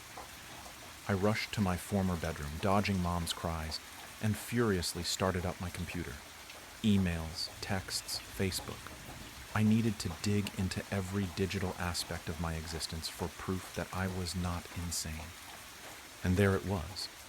Years-old emails from Mark, Facebook messages with those inside jokes, photographs with his name. I had responded to his messages, sent multiple emails, engaged with him online as if he were a permanent figure in my life. But I couldn't recall any of them. My mother shouted out, "Dinner's ready!" Her voice sounded abnormally cheerful, almost forced. I came out of my room, my heart racing against my ribcage, a chill of fear in my belly. And that's when I saw him. He was in the living room, standing beside my mother, his arms slung carelessly around her shoulder. Mark. He wasn't what I imagined, not ugly, not terrifying, just normal. Average height, brown hair, forgettable features. He resembled the kind of person you'd pass on the sidewalk and never give a second glance. And yet, His presence dominated the room with an overbearing weight, a crushing feeling of wrongness. His gaze met mine, and a slow, creepy smile crossed his face. It wasn't a welcoming smile. It was a smile that knew something I didn't know. A smile that threatened something awful was going to occur. It was the smile of a predator. A shock, a shivering breath. I awoke. 3:17 a.m. again. Sweating, I sat upright in bed, my heart pounding against my ribcage. This time the giggle wasn't a distant whisper. It was nearer, more tangible. My phone beeped. Mom again. "Don't forget Mark's birthday dinner tonight. He's really looking forward to seeing you." The message was the same, word for word. I hurled the phone across the room, a strangled cry escaping my mouth. It was happening again. This was not a dream. This was real. I got out of bed, clamoring for something that would ground me in the real world. I glanced at my room, hoping for something, anything, that would attest to the fact that I wasn't going crazy. My eyes landed on a framed photo on my dresser. It was one of my dad and me, taken when I was a child. I hadn't seen it in years. Except, it wasn't just my dad and me anymore. By my dad's side, his arm slung over my shoulder, was Mark. The same bland face, the same creepy smile. He had taken my father's place in my own mind. I could feel a scream rising in my throat, a raw howl of rage and terror. My memories were being stolen from me, rewritten, replaced with this thing. I sprinted to the mirror, gazing into my reflection, searching for any indication that I was indeed myself. A few seconds passed before the edges of my reflection's mouth twisted into that same unnerving smile. It leaned in and said softly, "You're ready, kiddo." The voice was mine, yet it wasn't me. I slammed the door closed and I ran, pushing open my bedroom door. Mark was there, leaning against the door frame, arms crossed, that awful grin on his face. "Why are you doing this?" I gritted out, my voice shaking. "What do you want?" He merely laughed, that low, queasy sound. "I'm not doing anything," he told me, speaking in a low, strangely calm voice. "You're always doing this." He grasped my arm, his hold much stronger than I expected, and steered me toward my Aunt Mina's. It had been years since I'd last seen her. Why would he want to see her? "I want to go inside with you," he murmured into my ear. I barely heard him. We arrived at Mina's house. There was a frantic hope that leapt within me. Perhaps she knew. Perhaps she remembered the world as it ought to be. The world before Mark. I ran up to the door, knocking frantically until Mina opened it, her eyes opening wide with shock. "What are you doing here?" she asked, fear creeping into her voice. "You shouldn't have come." "Mina, please," I pleaded, grasping her hands. "You have to assist me. I don't know what is occurring. My memories, they're being altered. There is this man, Mark. He is taking the place of everyone I know. Mina stepped back, her face twisted in terror. "They're going to make you right," she breathed, her eyes flicking towards Mark, who stood behind me, his eyes following me with the same knowing grin. "They want to make you right before they wipe you out." "Wipe me out?" I breathed, my blood congealing in my veins. "What do you mean?" "Wipe me out of what?" Mina paused, her eyes shining with a desperate, entreating expression. "You're not the first," she whispered. "There was one before you, and they'll do it again. They'll replace you, the way they replaced her." "Another me? Replaced?" My head spun, attempting to follow through the urgency of her words. "I was a replacement? For another person?" I parted my lips to speak to her further, to require answers. But then, it occurred. Mina's eyes turned glassy, her muscles locked up, and her face blanked out. Her pupils expanded, her eyes losing all familiarity. It was as if a switch had been thrown, removing everything that made her. Her. "Mina?" I whispered, gently shaking her. "Mina, can you hear me?" She blinked, her eyes now vacant and clear. "Oh, hey," she said, her voice now cheerful and light, as if nothing was amiss. "What are you doing here?" She remembered nothing. She remembered no conversation. She remembered no fear in her eyes. She remembered no warning she had just issued me. She had been erased. Mark moved towards me, putting a hand on my shoulder. "See?" he whispered, his voice soothing and gentle. "I told you. You're always doing this." "Do what?" I breathed, my voice breaking. "What am I doing?" He grinned, a slow, predatory smile that made me shiver. "You always forget." Celine. Growing up, I attended what I thought was a charismatic church that, in hindsight, I realize was an apocalyptic cult. They had a lot of strange rituals and customs, but none more important than speaking in tongues. The church believed that if one prayed and begged hard enough, and if they were worthy, they would be able to speak in the language of heaven, and by doing so, it would be a sign of a divine presence residing inside of you, and that once you had this gift, you would be raptured and spared from the coming apocalypse on earth and the eternal torment of the afterlife. If you hadn't yet spoken in tongues, you wouldn't go to heaven when the rapture, the moment when the saved ascended to heaven, occurred. You'd be left on earth to experience the apocalypse, and when you died, you'd burn in hell for eternity. That's a lot for a kid to process. The way to get this gift of the Spirit was to go up to the front of the church during the altar call, which happened toward the end of every service, right after the collection plate was passed. The congregation, traumatized by the pastor's frequent and vivid descriptions of the eternal torment awaiting the unsaved, would gather around the altar, praying for the gift of tongues for themselves or members of the church who hadn't yet received it. Those who didn't have it were instructed to pray, praise God, and beg for the gift. We do this regularly, desperately, and the altar calls could last for hours. Imagine it. Children and adults all crowded around the red-carpeted steps of the altar, screaming, spraying saliva, sobbing, praying, sweating, and placing their hands on each other, all pleading for this gift, genuinely expecting the rapture to happen at any moment. Honestly, I spent most of my childhood and early teens trying to receive this elusive gift. I spent countless hours at the altar, begging and pleading with God to grant me the one thing that would save me from hell. Night after night, surrounded by screaming adults, I begged God until my voice was raw. To add insult to injury, it seemed like at every altar call, someone around me received the gift. To my left or to my right, someone would begin babbling incoherently, collapse to the ground, and then be helped up to their feet by a celebrating congregation. But despite all my efforts and sincerity, each night it was denied to me. Eventually, the crowd around the altar would disperse. Late at night, often around midnight, the service would finally end, and we'd go home. I'd spend the drive back staring out the car window at the night sky, my clothes damp with sweat, and my throat sore from pleading with a God who refused to answer. Growing up, the fear of hell, the apocalypse, and eternal damnation was a real force in my life. I can remember times when my mom came home late from work, and I was convinced she'd been raptured, leaving me behind. I'd hide in my closet, clutching some sort of improvised weapon, a broom, a steak knife, etc., certain that the damned would soon kick in the front door.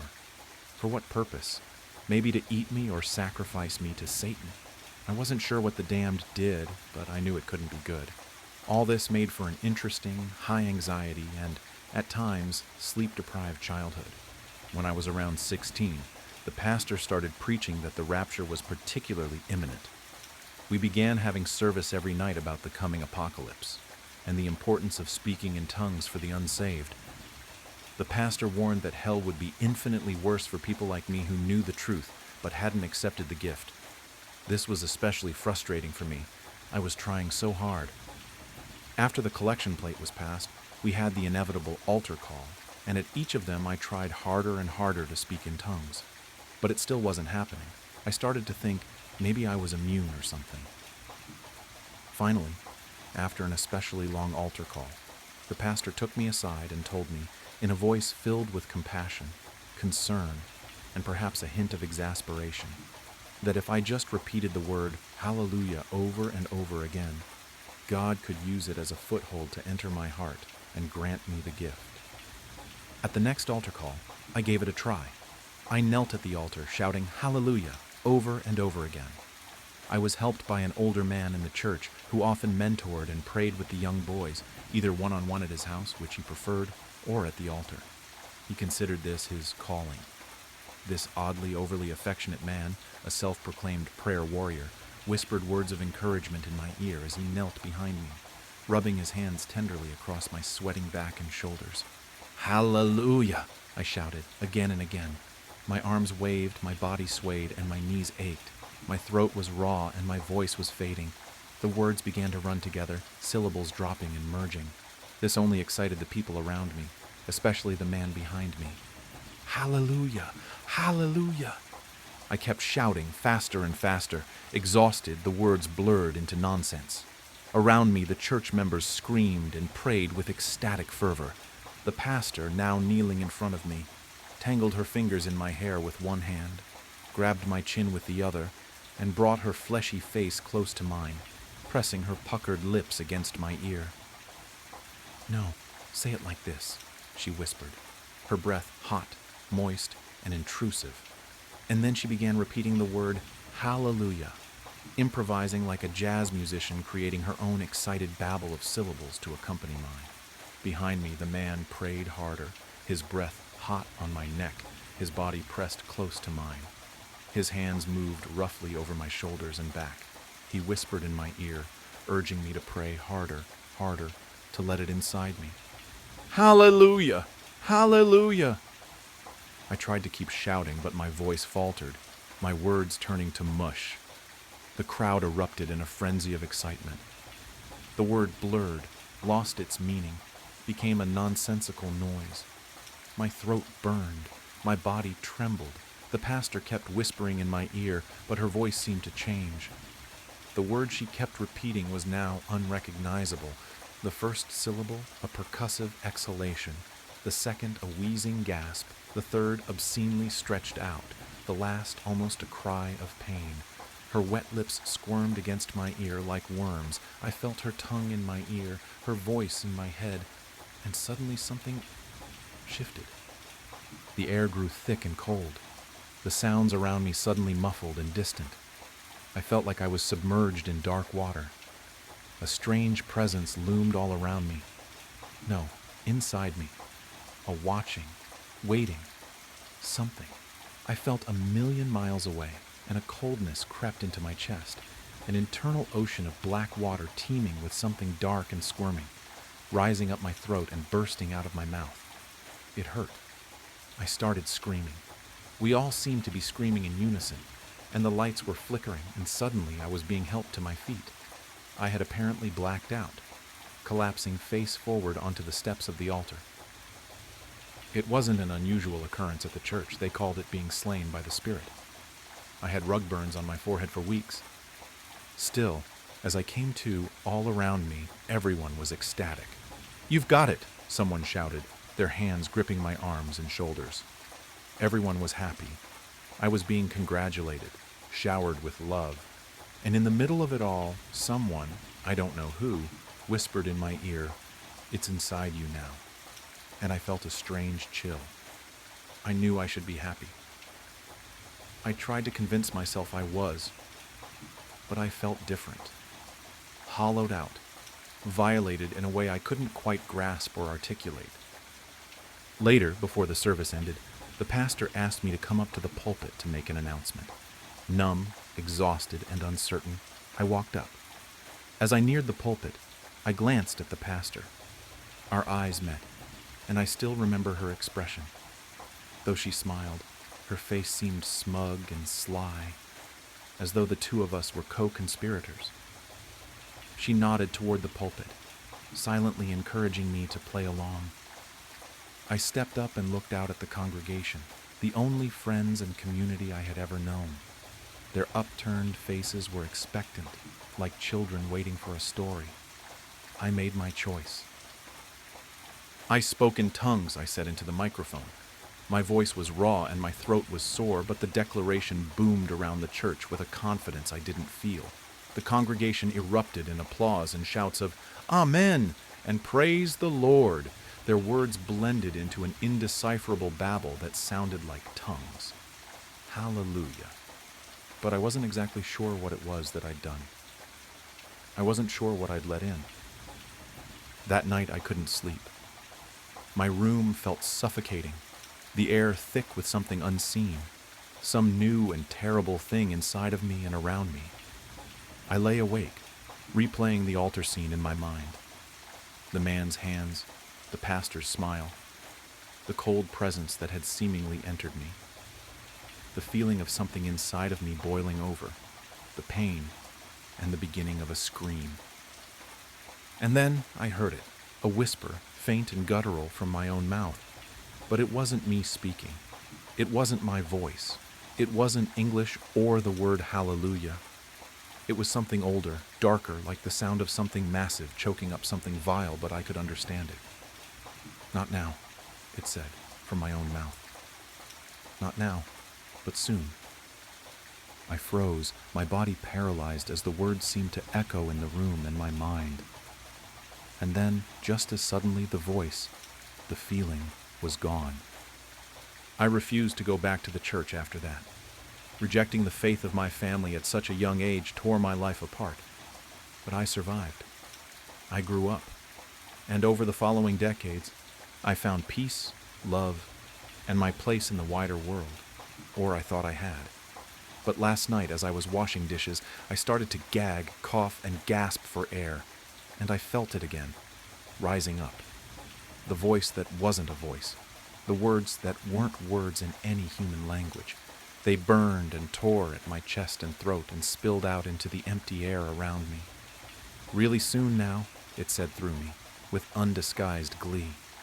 The plate shattered in my hand, cutting deep into my palm.